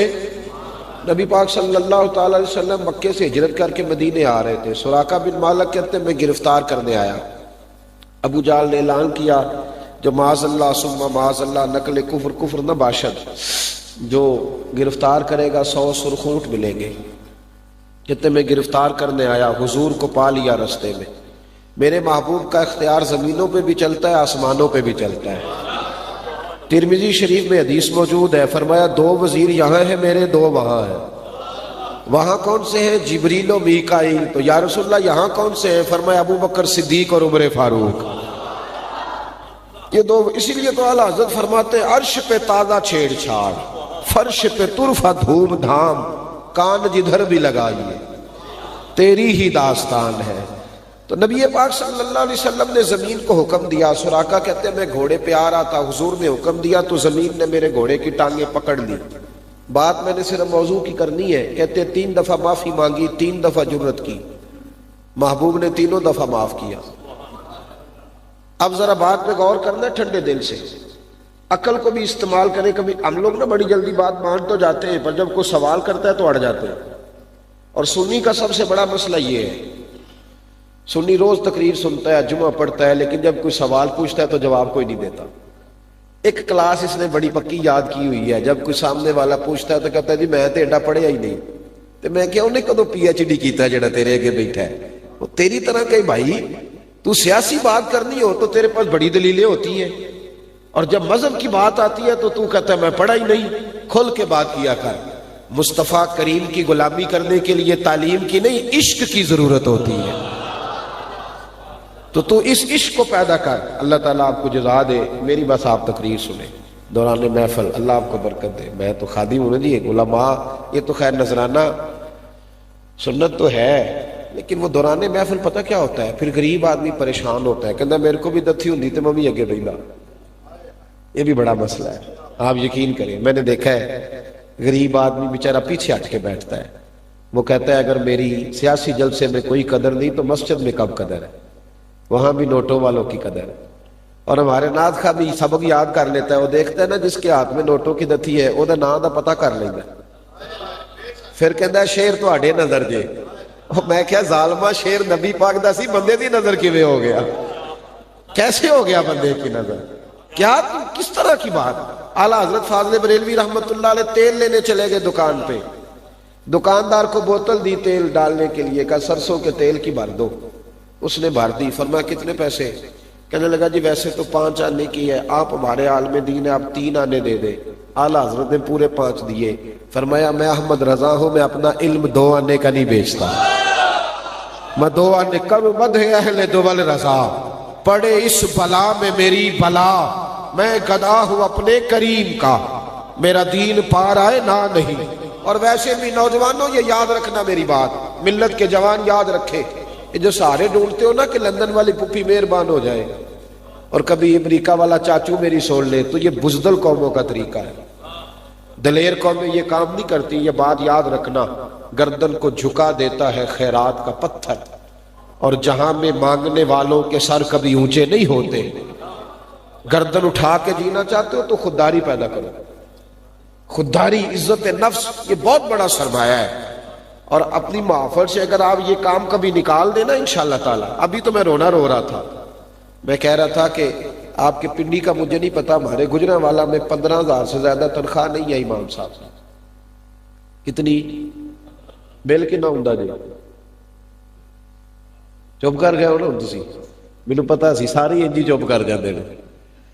اور اگر قاری صاحب لے لیں موٹر سائیکل تو پھر سارا محلہ اس کی تفتیش کرتا ہے کہ انہوں 15,000 دینے، انہیں موٹر سائیکل کتوں لے لی؟ ہم نے تو بڑی کوشش کی کہ سائیکل بھی نہ لے، موٹر سائیکل ہی لے لی ہے۔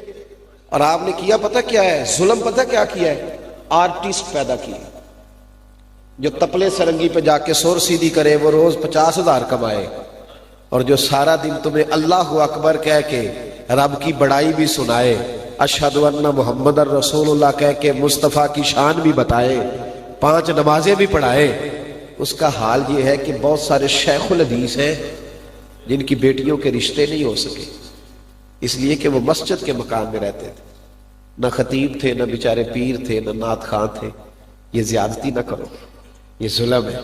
کبھی کبھی پلٹ کے اسے بھی دیکھا کرو جو تمہیں 5 نمازیں پڑھاتا ہے، اس کا بھی حق ہے، اس پر بھی تھوڑی۔ یہ مجھے سنی علماء کونسل والوں نے نہیں کہا، یہ میں اپنا رونا رو رہا ہوں آپ کو، یہ میں ذاتی بات کر رہا ہوں، یہ میرا درد ہے۔ اور میں نے ایک تحریک شروع کی ہے، سب سے پہلے اپنے شہر کے اندر میں نے اپنی مسجد کے امام کی تنخواہ زیادہ کی، سب سے پہلے، اور پھر میں نے باقیوں کو تحریک دی ہے، اور میں نے کہا خدا کے بندو ان کی حوصلہ افزائی کرنے لگ جاؤ گے تو قاری زیادہ پیدا ہوں گے انشاءاللہ، حافظ زیادہ پیدا ہوں گے، دین کا کام زیادہ۔ بہرحال میرا مضمون رہ جائے گا، میں اگر اس طرف نکل گیا، جو بات عرض کر رہا ہوں اس پہ رہتا ہوں۔ سراقہ بن مالک کہتے ہیں نبی پاک صلی اللہ علیہ وسلم نے زمین کو حکم دیا تو زمین نے میرے گھوڑے کے پیر پکڑ لیے۔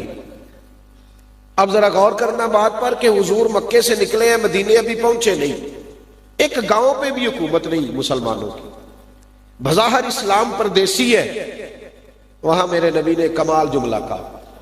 کسرا کا ایک بادشاہ تھا، وہ کنگن پہنتا تھا، اور اس کے کنگن بڑے مشہور تھے۔ صاحب البدایہ والنہایہ نے لکھا ہے کہ وہ یوں کر کے جب بات کرتا تھا نا، کنگن ہلاتا تھا تو کنگن بجتے تھے، مشہور تھے۔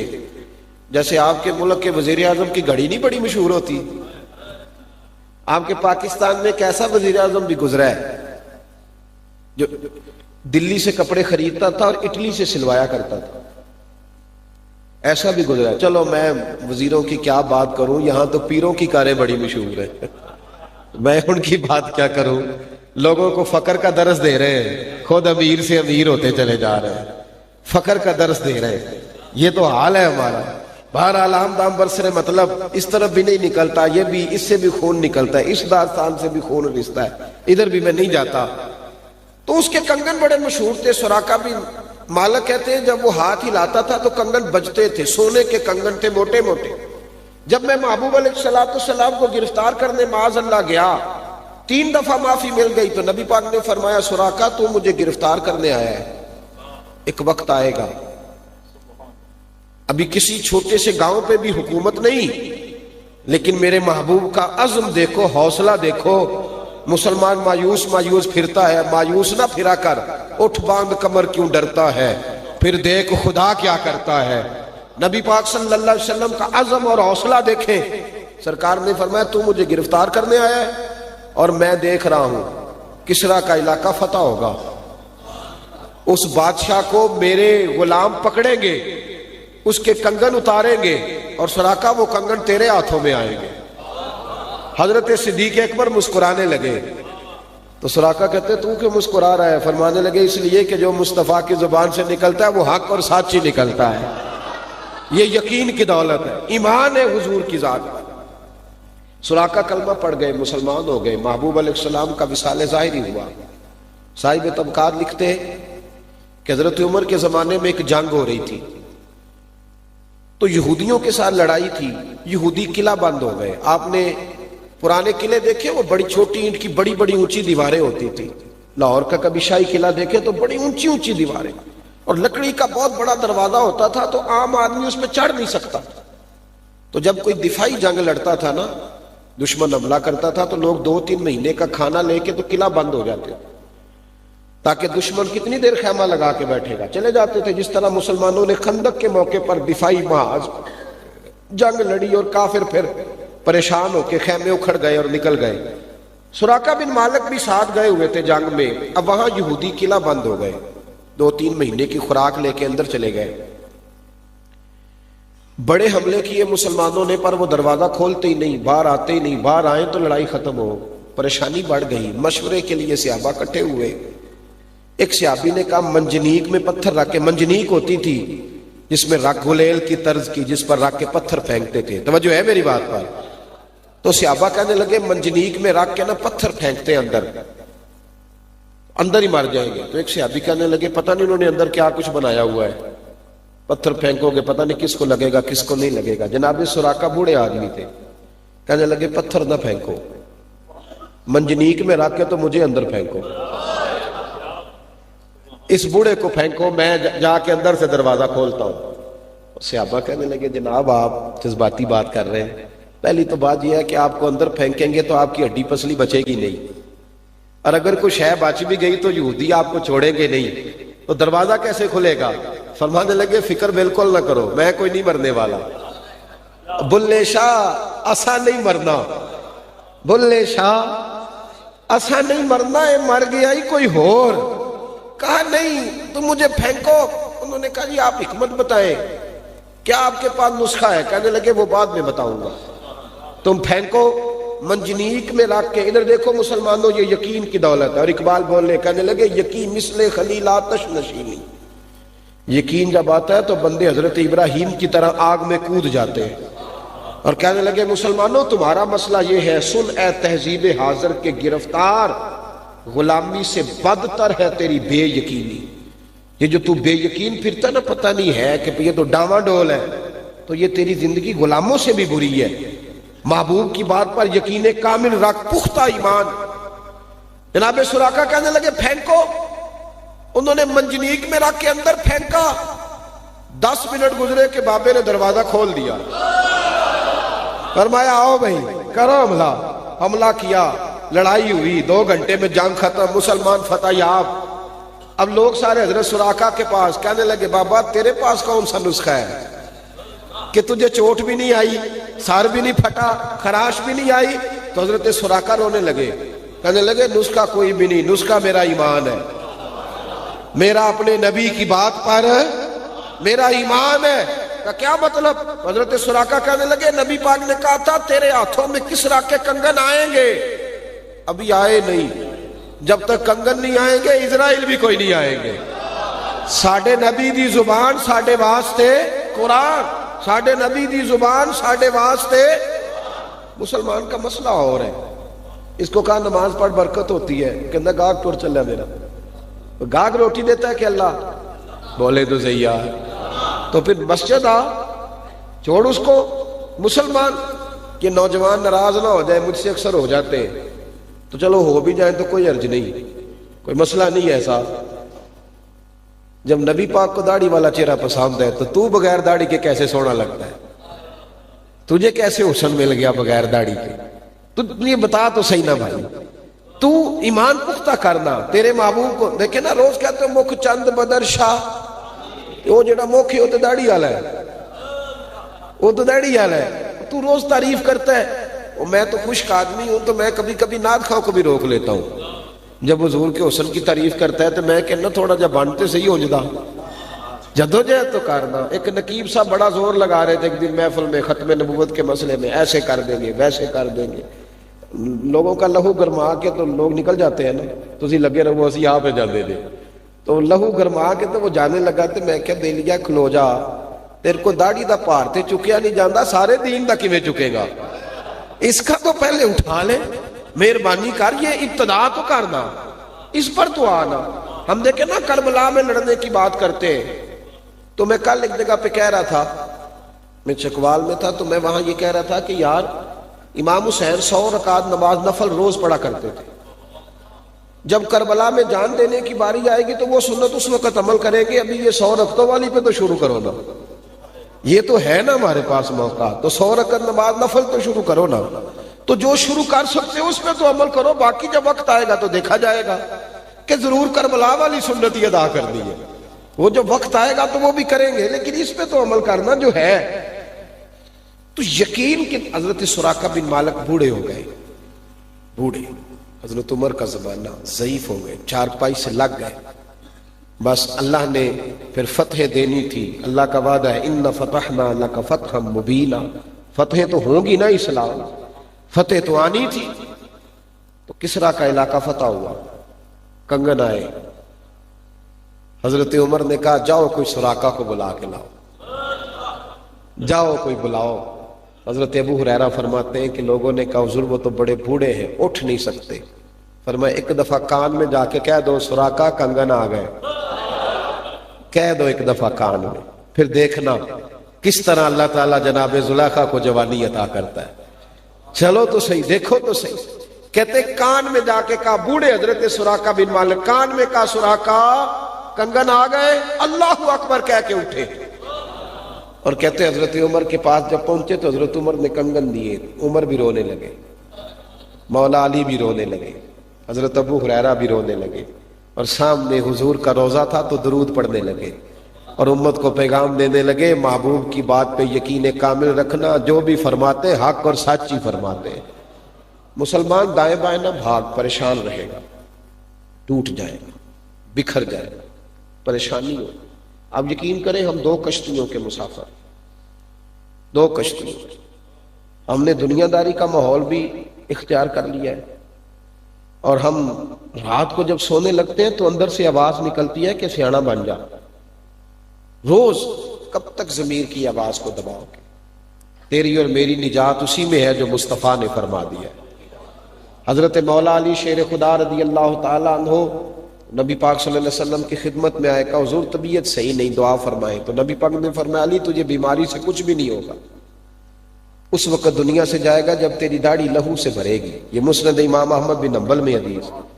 حضرت علی ایک موقع پر بڑے شدید علیل ہو گئے، یہ حدیث بھی مسند امام احمد میں موجود ہے۔ حضرت سعد بن ابی وقاص کہتے ہیں میں تیمارداری کرنے گیا تو مولا علی شیر خدا کا یہ حال تھا کہ اٹھتے تھے تو ٹانگیں کانپتی تھی، اتنے شدید بیمار تھے، تو میں رونے لگا، میں نے کہا علی تیری تو پوزیشن بڑی، میں کمزور دیکھ رہا ہوں، دعا کرتا ہوں اللہ لمبی زندگی دے۔ تو حضرت علی فرمانے لگے سعد مجھے کچھ بھی نہیں ہوگا۔ کہا کیوں؟ فرمایا محبوب نے فرمایا تھا تو اس وقت دنیا سے جائے گا جب تیری داڑھی لہو سے بھرے گی، تو میں بستر پہ نہیں جاؤں گا، میں انشاءاللہ کسی چوک میں کوئی مجھ پہ حملہ کرے گا، اور تو دیکھے گا میں شہادت کی زندگی، میرا اختتام شہادت کی موت پر ہوگا۔ بھائی یاد رکھیں ایمان جب مضبوط ہو، یقین کا عمل ہوتا ہے کہ پیر ہوتا ہے، ویسے دونوں ہی ہونے چاہیے، لیکن یقین کامل کی زیادہ ضرورت ہے، یقین کامل کی ضرورت ہے، یقین کامل پیدا کرو۔ یقین پہلی بات یہ کہ جو حضور نے کہا ہے وہ ہمارے لیے بہتر ہے، جو نبی پاک نے فرمایا ہمارے حق میں بہتر، اور دوسرا نبی پاک کا حق یہ ہے کہ حضور کی فرما برداری کرے۔ کیا کرے؟ ایک بچہ ابا جی سے کہتا ہے ابا جی مجھے پیار بڑا ہے آپ کے ساتھ، بڑا روز جاتا ہے تو دعویٰ کرتا ہے، کہتا ہے ابا جی یقین کریں آپ کو دیکھتا نہیں تو میری نیند نہیں مجھے آتی، دیہڑی میری گزرتی نہیں۔ تو ابا جی کہتے ہیں ادھر کام کر، میری شوگر کی دوائی ختم ہو گئی ہے، کہتا ہے اس کے پیسے کوئی نہیں میرے پاس، پیار مجھے بڑا ہے، میں آپ کے بغیر رہ نہیں سکتا، پر دوائی بڑا بھائی لا کے دے گا، میرے پاس پیسے نہیں۔ اماں کے پاس جاتا ہے، کہتا ہے اماں میں تجھے دیکھوں نا تو میرا دن ہی نہیں چڑھتا، پر میں تیرا ہی ہوں۔ تو اماں کہتی ہے بیٹے میرے کپڑے پرانے ہو گئے، گرمی آ گئی ہے، کہتا ہے گنجائش نہیں، حالات صحیح نہیں۔ تو اماں پیار قبول کر لے گی؟ بولے تو صحیح ہے۔ نبی پاک سے پیار بڑا ہے، نعرہ رسالت یا رسول اللہ، سیدی مرشدی یا نبی، تو حضور کی بات کون مانے گا؟ یہ اس فرق کو سمجھیں۔ نبی پاک صلی اللہ علیہ وسلم دنیا میں اطاعت کروانے آئے، حضور کی اتباع حسن ہے۔ میرے محبوب علیہ السلام کی فرما برداری تو جانور بھی کرتے تھے، ہوائیں بھی کرتی تھی۔ نبی پاک صلی اللہ علیہ وسلم کی فرما برداری تو پتھر بھی کرتے تھے۔ سید عالم صلی اللہ علیہ وسلم آپ پڑھے نا حدیث سے، احد جب کانپنے لگا تو فرمایا ٹھہر جا، تیرے اوپر ایک نبی، ایک صدیق اور 2 شہید کھڑے ہیں۔ تو آپ تمام کتابیں اٹھا کے دیکھ لیں، احد کا زلزلہ ختم ہو گیا۔ تو پتھر مصطفیٰ کی فرما برداری کریں اور امتی کرے نا۔ اب ذرا رنگ دیکھو صحابہ کس طرح کرتے تھے۔ حضور خطبہ دے رہے تھے جمعے کا، کنز العمال میں حدیث آپ کو ملے گی، حضرت مرثد بن نبی مرثد رضی اللہ تعالیٰ عنہ حدیث کے راوی ہیں، باقی کتابوں میں بھی ہے، کنز العمال میں ذرا تفصیل ہے۔ حضور خطبہ دے رہے تھے تو ایک بندہ کھڑا ہو گیا، حضور نے فرمایا بیٹھ جاؤ، مطلق کہا، مخصوص نہیں کیا، کسی ایک شخص کا نام نہیں لیا، نامینیٹ کر کے نہیں، بیٹھ جاؤ۔ حضرت مرثد بن نبی مرثد کہتے ہیں وہ بھی بیٹھ گیا۔ عبداللہ بن رواحہ مسجد نبوی کی گلی میں تھے، ان کے کان میں آواز آئی، حضور نے کہا بیٹھ جاؤ، تو وہیں بیٹھ گئے۔ انس بن مالک رضی اللہ تعالیٰ عنہ کہتے ہیں میں گھر سے نکلا تھا، ابھی دروازے کی چوکھٹ پہ تھا، آواز آئی تو میں وہیں بیٹھ گیا۔ حضرت مرثد بن نبی مرثد کہتے ہیں میں وہاں تھا جہاں جوتے رکھے جاتے ہیں، بیٹھ جاؤ تو میں وہیں بیٹھ گیا۔ جمعہ ختم ہوا تو نبی پاک نے فرمایا مرثد کہاں تھے؟ کہا حضور وہ پیچھے بیٹھا تھا۔ کہا وہاں کیوں بیٹھے تھے؟ کہا حضور آپ نے تو کہا تھا بیٹھ جاؤ۔ عبداللہ تم کہاں تھے؟ کہا حضور گلی میں۔ تو کیوں وہاں بیٹھے تھے؟ حضور آپ نے تو کہا تھا بیٹھ جاؤ۔ انس تم کہاں تھے؟ حضور میں نے وہ اینڈ پہ جمعہ پڑھا اپنی دہلیز پہ ہی۔ کہا وہاں کیوں بیٹھ گئے؟ حضور آپ نے تو کہا تھا۔ نبی پاک نے فرمایا نہ تمہیں کہا تھا، نہ تمہیں کہا تھا، نہ تمہیں کہا تھا، میں نے تو اسے کہا تھا۔ کہا حضور ہمیں تو نہیں نہ پتا کسے کہا تھا، ہمیں تو پتا ہے کہ محبوب نے کہا بیٹھ جاؤ، تو لہٰذا ہم نے نہ کبھی قطرے پہ غور کیا اور نہ دریا دیکھا، بس جہاں تیری جھلک دیکھی وہی ڈوب گئے۔ بلکہ بخاری شریف میں بڑی عجیب حدیث ہے، مسجد نبوی شریف میں نا نبی پاک کے زمانے میں عورتیں بھی آتی تھیں، باجماعت نماز پڑھتی تھی۔ حضور کا فرمان ہے کہ میرے طریقے پہ بھی عمل کرنا ہے، میرے خلفاء کے بھی۔ خلفائے راشدین کی بات دلیل دین میں حجت ہے۔ حضرت عثمان غنی، مولا علی، فاروق اعظم، صدیق اکبر رضوان اللہ تعالیٰ علیہ مجمعین کی بات دین میں حجت ہے، ان کی بات قانون بنتی ہے، یاد رکھ لو۔ حضور نے فرمایا میرے طریقے پہ بھی چلو اور میرے خلفاء کے۔ حضور کے زمانے میں بیویاں مسجد آتی تھی، حضرت عمر نے منع کر دیا، فرمایا فتنے کا ڈر ہے۔ کس بات کا ڈر ہے؟ بولیے۔ فرمایا نبی پاک کے زمانے میں نظریں بڑی پاک رہتی تھی، اب کچھ نئے مسلمان بھی داخل ہو، لہٰذا عورتیں مسجد میں بیویاں نہ آئیں، فتنے کا ڈر ہے۔ بازار میں چلی جائے، کیا خیال ہے؟ دربار شریف پہ اعلیٰ حضرت فاضل بریلوی رحمت، ہمارے تو سارے الزام ہی اعلیٰ حضرت پہ لگتے ہیں نا جی، معاذ اللہ۔ تو اعلیٰ حضرت رحمت اللہ علیہ سے کسی نے پوچھا کہ عورتوں کا قبروں پہ جانا جائز ہے؟ فرمایا اگر بے پردہ عورتیں قبروں پہ جائیں تو یہ نہ پوچھو کہ جائز ہے کہ ناجائز ہے، یہ پوچھو اگر بے پردہ جائیں گی تو لعنتیں کتنی برسیں گی۔ مجھ سے یہ والا سوال پوچھو کہ لعنتیں کتنی برسیں گی، یہ بتاتا، حال ہی کوئی نہیں۔ اور یہاں تو کوئی تفریح کی نہیں نا اب رہی۔ اعلیٰ حضرت ایک پیلی بھیت کے سید صاحب بڑے معروف تھے، انہوں نے اعلیٰ حضرت کو بلایا، جلسے پہ آپ تشریف لے گئے۔ جب آپ گئے تو پیر صاحب بے پردہ عورتوں کو مرید کر رہے تھے، بے پردہ۔ فاضل بریلوی رحمت اللہ علیہ دیکھتے ہی واپس پلٹے، تو وہ شاہ جی اٹھ کے پیچھے بھاگے، کہا حضور یہ کوئی طریقہ تو نہیں نا، گھر آئے اور بغیر ملے ہی چلے گئے، تھوڑا خیال تو کرے۔ تو کیا جملہ ہے یہ، جملہ بریلی کے امام ہی بول سکتے ہیں۔ فرمانے لگے تو نبی پاک کی شریعت کا خیال نہیں کرتا تو میں تیرا کیسے خیال کروں؟ تو حضور کی شریعت کا خیال نہیں کرتا تو میں تیرا خیال کروں؟ جا دوڑ جا۔ تیرے گھر نہیں آنا، تیرے جلسے پہ نہیں آنا. ان لوگوں کی حوصلہ افزائی کی ہم لوگوں نے، تبھی تو یہ پاورفل ہو گئے. اگر ان کی حوصلہ شکنی کی جاتی تو یہ اتنے پاورفل نہ ہوتے. ان ظالموں کے اسٹیج پہ جا کے کچھ نامور لوگ بیٹھ جاتے ہیں جس کا نقصان پوری ملت کو اٹھانا پڑتا ہے. اعلیٰ حضرت رحمۃ اللہ تعالیٰ علیہ نے فرمایا پیر سے پردہ عورت کے لیے واجب ہے. پیر باپ جیسا ہوتا ہے، باپ تو نہیں نہ ہوتا، واجب ہے پردہ. یاد رکھیں. حضرت جنید بغدادی سے کسی نے کہا تھا کہ کچھ بیویاں آپ سے پڑھنا چاہتی ہیں، فرمایا پردے کے پیچھے بیٹھ جائیں، پڑھا دوں گا. تو کہا حضور وہ کہتی ہیں کہ آپ ضعیف ہیں، کیا حرج ہے، پڑھا دیں. تو حضرت سیدنا جنید بغدادی رحمۃ اللہ تعالیٰ علیہ فرمانے لگے اگر پڑھنے والی رابعہ بصری ہو اور پڑھانے والا حسن بصری ہو تو پھر بھی بغیر پردے کے بیٹھنے کی کوئی اجازت نہیں، بالکل قطعاً کوئی اجازت نہیں. خبردار کوئی شخص اس طرف نہ آئے. تو نبی پاک صلی اللہ علیہ وسلم، سارے لوگ اپنی اپنی دلیلیں دیتے ہیں. ہمارے بزرگ تھے حضرت شیخ ابو داؤد محمد صادق صاحب رحمۃ اللہ علیہ، ایک دفعہ بڑی گفتگو ہو رہی تھی تو ان کا ایک جملہ بھی کسی نے روایت کیا وہاں بیٹھے بیٹھے. توجہ ہے عزیزوں؟ ایک جملہ، سادے لوگ تھے نا، ان کا بھی اپنا سٹائل تھا. ایک دن نا گلی جو پہ لنگتے سے ناجی صاحب، ہم بھی جب ان کے ساتھ کبھی چلتے تو ڈر آتا تھا کہ یہ نہ مڑنا نہیں تو کوئی لڑائی نہ ہو پائے. وہ منع کر دیتے تھے جو سامنے آتا. ایک لڑکی بی بی بے پردہ جا رہی تھی تو جو سنگی ساتھ تھے وہ کہنے لگے حاجی صاحب اس کو کہنے لگے بی بی کو پتر پردہ کر، مسلمانہ دی تھی یہ پردہ کر. اس نے وہی جملہ کہا جو عموماً بڑے لوگ کہتے ہیں، وہ کہنے جا بابا اپنا کام کر تو، بابا جا اپنا. تو حاجی صاحب مسکرائے اور مسکرا کے فرمانے لگے پتر میرا یہی کام ہے، میں کام نہیں لگا، میں ہو کی کام کرا، میں ساری عمر یہی کیتا ہے. تو وہ بچی بھی مسکرانے لگی، چونکہ اخلاص ہو تو پھر اللہ تاثیر بھی عطا کرتا ہے. تو اس نے اسی وقت چہرے پہ پردہ ڈال لیا، کہنے لگی بابا مجھے بھی آج ہی کسی نے بتایا تو میں عمل کروں. تو وہ ایک جملہ کہا کرتے تھے، وہ کہا کرتے تھے یاد رکھو ٹافی سے بھی ریپر اتر جائے تو مکھیاں بیٹھتی ہیں، ٹافی سے بھی ریپر اتر جائے تو مکھیاں بیٹھتی ہیں، تو عورت کا بھی پردہ اتر جائے تو گندی نظریں پڑتی. اس لیے فرمایا کرتے تھے چھوٹی سی مثال سے ہی بات سمجھ لو.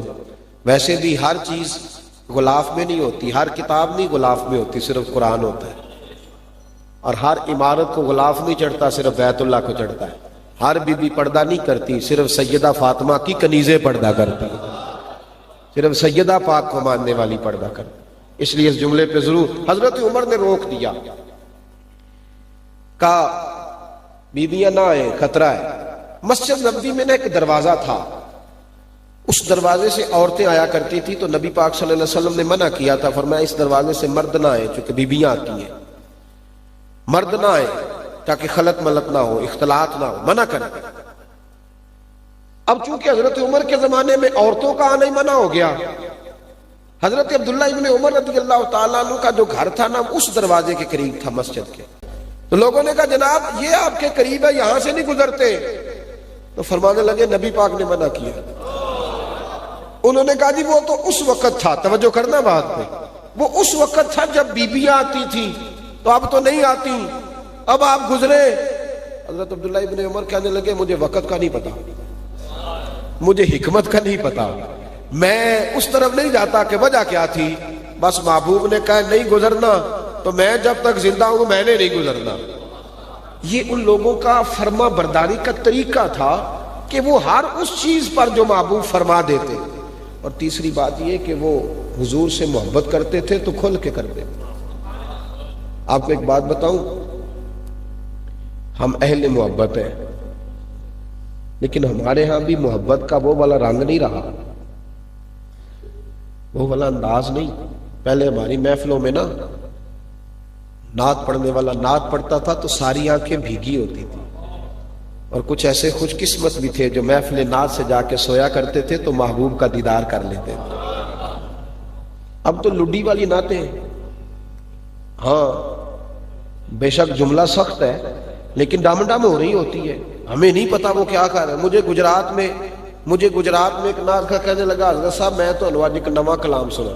میں کہ تیری مہربانی مینوں کو پرانا ہی سنائیں. میں نویاں تو بڑا پریشان ہاں، کوئی پرانا کسی بزرگ کا کلام نہ، اعلیٰ حضرت کا، پیر میرے علی شاہ گولڑوی کا، مولانا حسن رضا کا، اقبال کا، حضرت بیدم شاہ بارسی کا، کوئی تیری مہربانی کو پرانا نیا نہ سنائی، تیری مہربانی پتہ نہیں تو کیا سنائے گا، اور پھر کوئی ان کو روک نہیں سکتا. یہ بڑے پاورفل ہو گئے.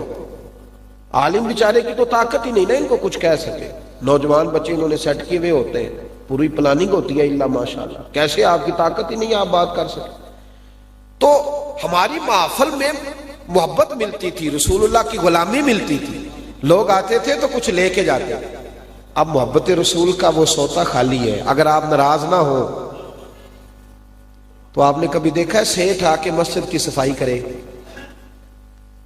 یہ مسجد اللہ کا گھر نہیں، لیکن 50,000 روپے دیے قاری صاحب آپ کو واکر کے لیے، صفائی ٹائم پہ کرایا کرے. لیکن کوئی امیر آدمی آ کے مسجد کی صفائی، کوئی ملتا ہے آپ کو جو کونے کے اندر کھڑا ہو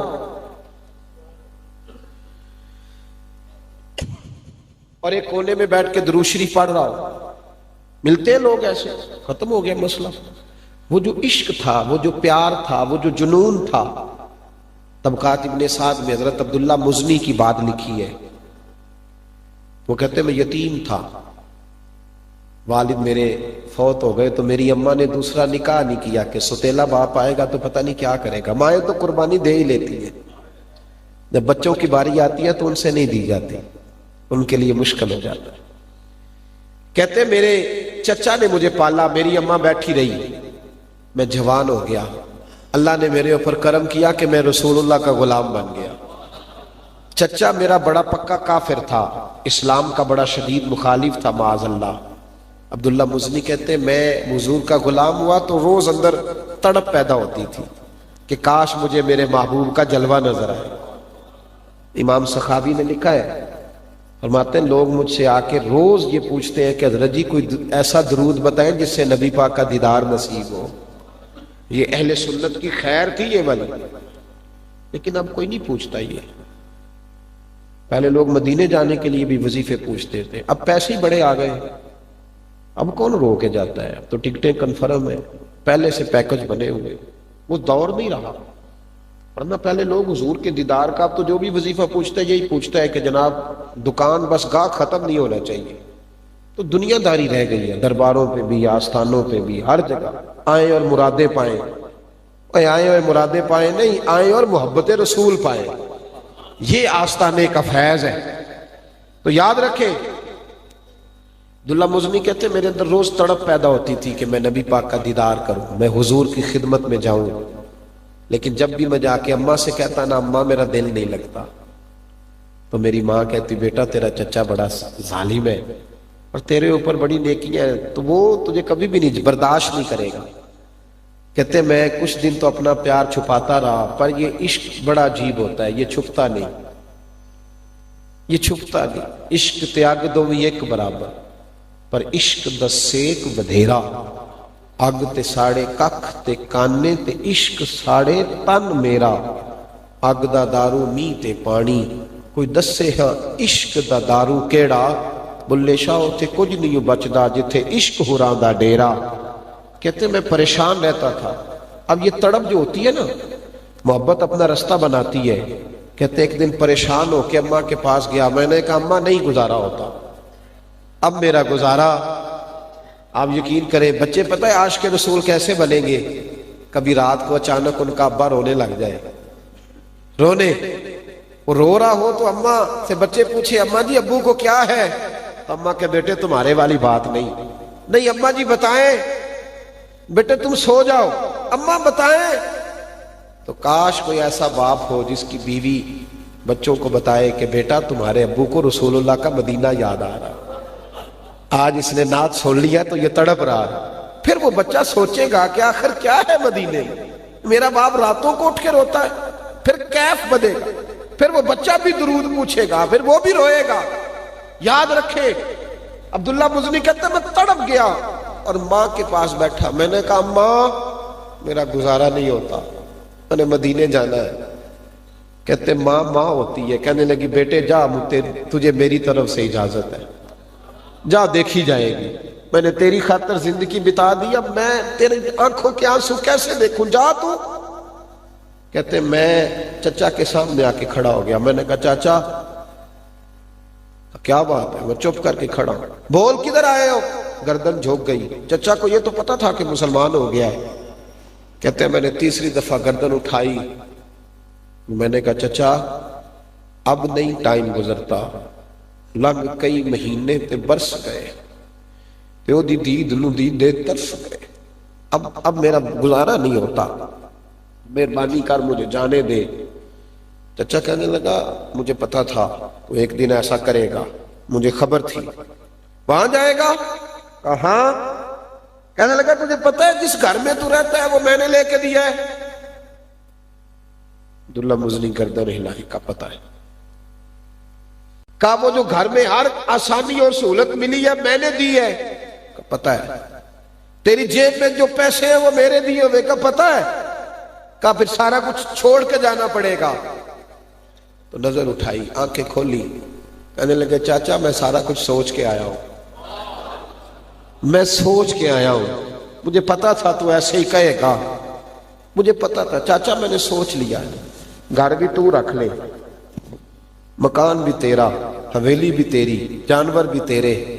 چچا جیب میں جو ہے وہ بھی تیرا، میرے حصے میں صرف نبی کا مدینہ آنا چاہیے. میں دیدار کے لیے جانا چاہتا ہوں، مجھے جانے دے. اور بھائی طبقات ابن سعد میں اس درویش کا اس رنگ میں یہ ساری داستان محبت موجود ہے. کہتے ہیں جب میں پلٹا نا، چچا نے کہا چل ٹھیک ہے دفع ہو جا. کہتے ہیں پلٹا نا جب میں نے روک تو چچا پھر بولا. کہنے لگا یہ جو کپڑے تو نے پہنے یہ بھی میں نے خرید کے دیے. کہتے ہیں میں نے وہ کپڑے بھی اتارے. خواجہ غلام فرید بول پڑے. شعر بڑا عمدہ ہے، آپ کو سمجھ آیا تب بھی ٹھیک ہے. ویسے صوفیاء کو پڑھنا اور ان کو سمجھنا اور ان کے پیچھے بھاگنا میرا کچھ ذوق رہا ہے بچپن سے.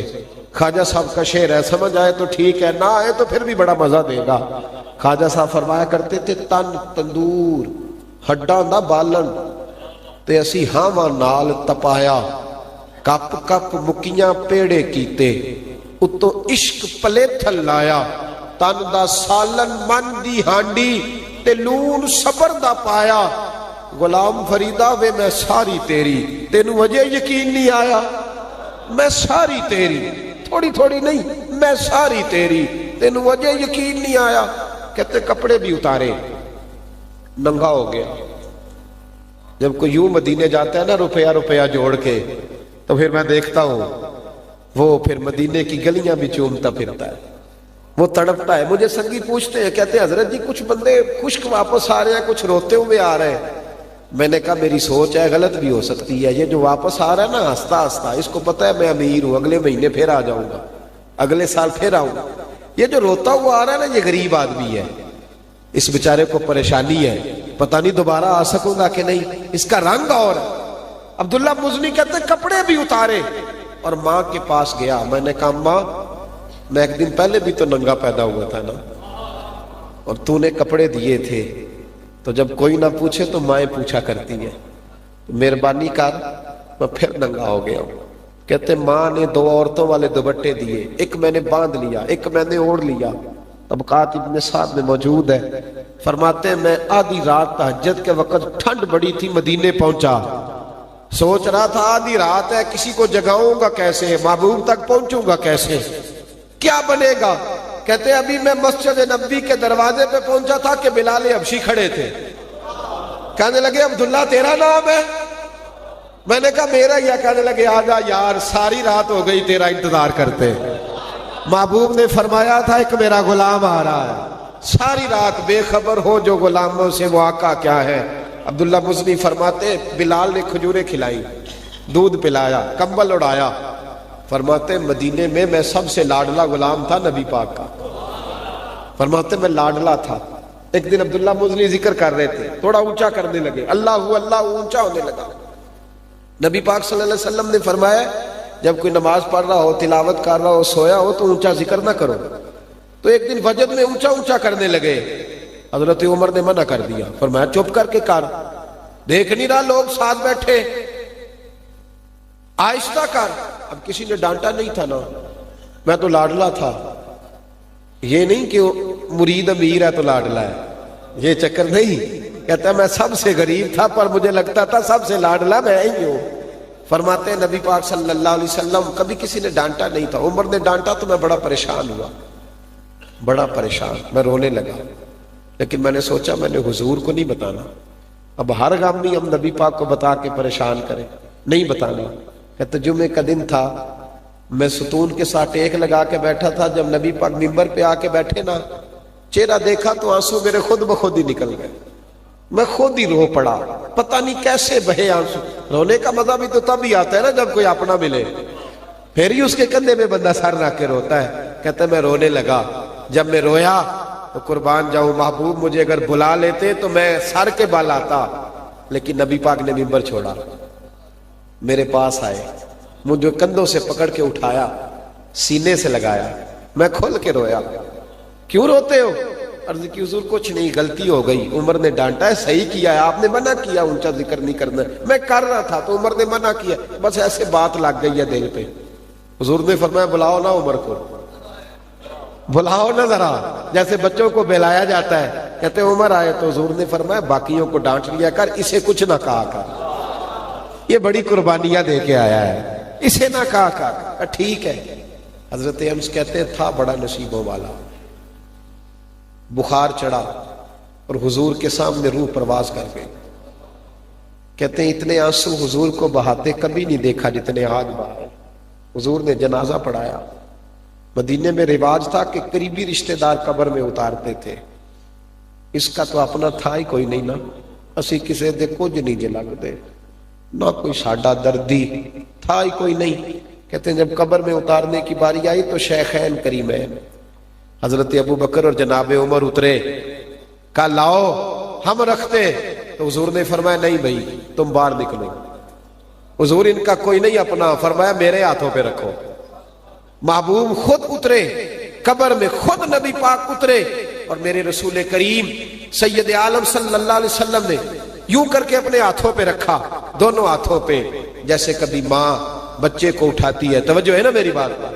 کہتے ہیں یوں حضور نے ہاتھوں پہ رکھا اور پھر میرے کریم رسول نے ایک دفعہ چہرہ دیکھا اور 2 قطرے آنسوؤں کے ہم نے حضور کے ان کے کفن پر گرتے دیکھے. اور پھر وہ بیدم شاہ وارسی بڑی خوبصورت بات کر گئے.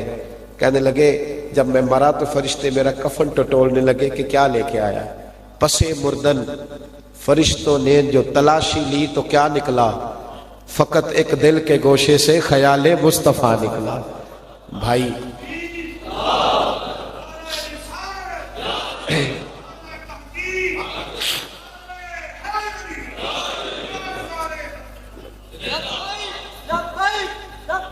یا رسول اللہ لبیک جزاک. سنیے، ایک تو ایمان میں پختگی لائے، دوسرا غلامی کھل کے کرے، تیسرا حضور سے پیار کرے، تنہائی میں درود شریف پڑھا کرے. یہ محفلوں میں نا کئی دفعہ میرے جیسے بندے بھی ریاکاری کر جاتے، ہو جاتی ہے، اللہ ہمیں معاف فرمائے. تنہائی میں درود پاک پڑھا کرے، اکیلے میں بھی نعت سنا کرے، اکیلے میں بھی نعت سنا. وہ جو ذوق دے گی وہ کچھ نرالا ہی دے گی. کبھی کبھی اکیلے میں بھی نعت سنے اور پھر دین کی نصرت کرنے کی کوشش کریں. ہماری ذمہ داری ہے. مسجدیں اس طرح بھریں گی کہ آپ باہر نکلیں. دیکھیں نا، مسواک کرنا سنت ہے نا نبی پاک کی. طائف کے بازاروں میں گلی گلی دین کی دعوت دینا بھی سنت ہے. کھانے کے درمیان میٹھا کھانا سنت ہے اور پتھر کھانا بھی سنت ہے. تو اس سنت پر بھی کبھی توجہ دیں. ذرا نکلیں اپنے گلی محلے میں، بازار میں، بے نمازیوں کو کہیں. آپ کا دل دکھنا چاہیے کہ یہ بندہ نماز کیوں نہیں پڑھتا. کبھی آپ دیکھیں نا کسی کو جو غیر شرعی حرکت کر رہا ہے تو اگر دل میں ٹیس نہیں اٹھتی تو اس کا مطلب یہ ہے کہ ابھی حضور کا یہ والا جو حق ہے نا کہ دین کی تم نے نصرت کرنی ہے، یہ بھی پورا نہیں ہوا. میں طبی طور پر کچھ اس قدر زیادہ بحال نہیں تھا، کچھ سفر کی کثرت ہے، کچھ ہم لوگ نازک مزاج ہوتے ہیں، سخت کام نہیں نہ کرتے تو بیمار بھی جلدی ہو جاتے ہیں. اس لیے کچھ طبیعت پہ ایسا بوجھ تھا، لیکن میں دعا کر رہا تھا بیٹھے بیٹھے کہ حضرت جن لفظوں کے ساتھ کہہ رہے ہیں، اللہ کرے. حضرت ابو بکر صدیق کی جب کوئی تعریف کرتا تھا تو آپ کہتے تھے اے اللہ، یہ جو میرے بارے میں کہہ رہا ہے میں اس سے زیادہ اپنے آپ کو جانتا ہوں اور تو مجھ سے زیادہ مجھے جانتا ہے. لہٰذا میں نے نہیں اسے کہا کہ تو ایسا کہہ، یہ اپنی مرضی سے کہہ رہا ہے، تو مہربانی کر مجھے اس طرح کا بنا دے جس طرح کا یہ کہہ رہا ہے۔ تو اللہ کرے ہم اس طرح کے بن جائیں، اپنے آپ کو سمیٹیں، حضور کے قدموں میں ڈالیں۔ خشک نمازیں پڑھو گے تو پھر وہ بوجھ بنیں گی، مصطفیٰ کی غلامی کر کے پڑھو گے تو تہجد میں اٹھنا بھی آسان ہو جائے گا، پھر آسان ہو جائے گا۔ محبوب سے محبت کریں، جو کچھ میں کہہ سکا اللہ قبول فرمائے، دوران گفتگو جہاں بھول گیا اللہ درگزر فرمائے، ہمیشہ مدحت خیر الانام میں گزرے، دعا ہے یہ عمر درود و سلام میں گزرے۔ آخر دعوی ان الحمدللہ۔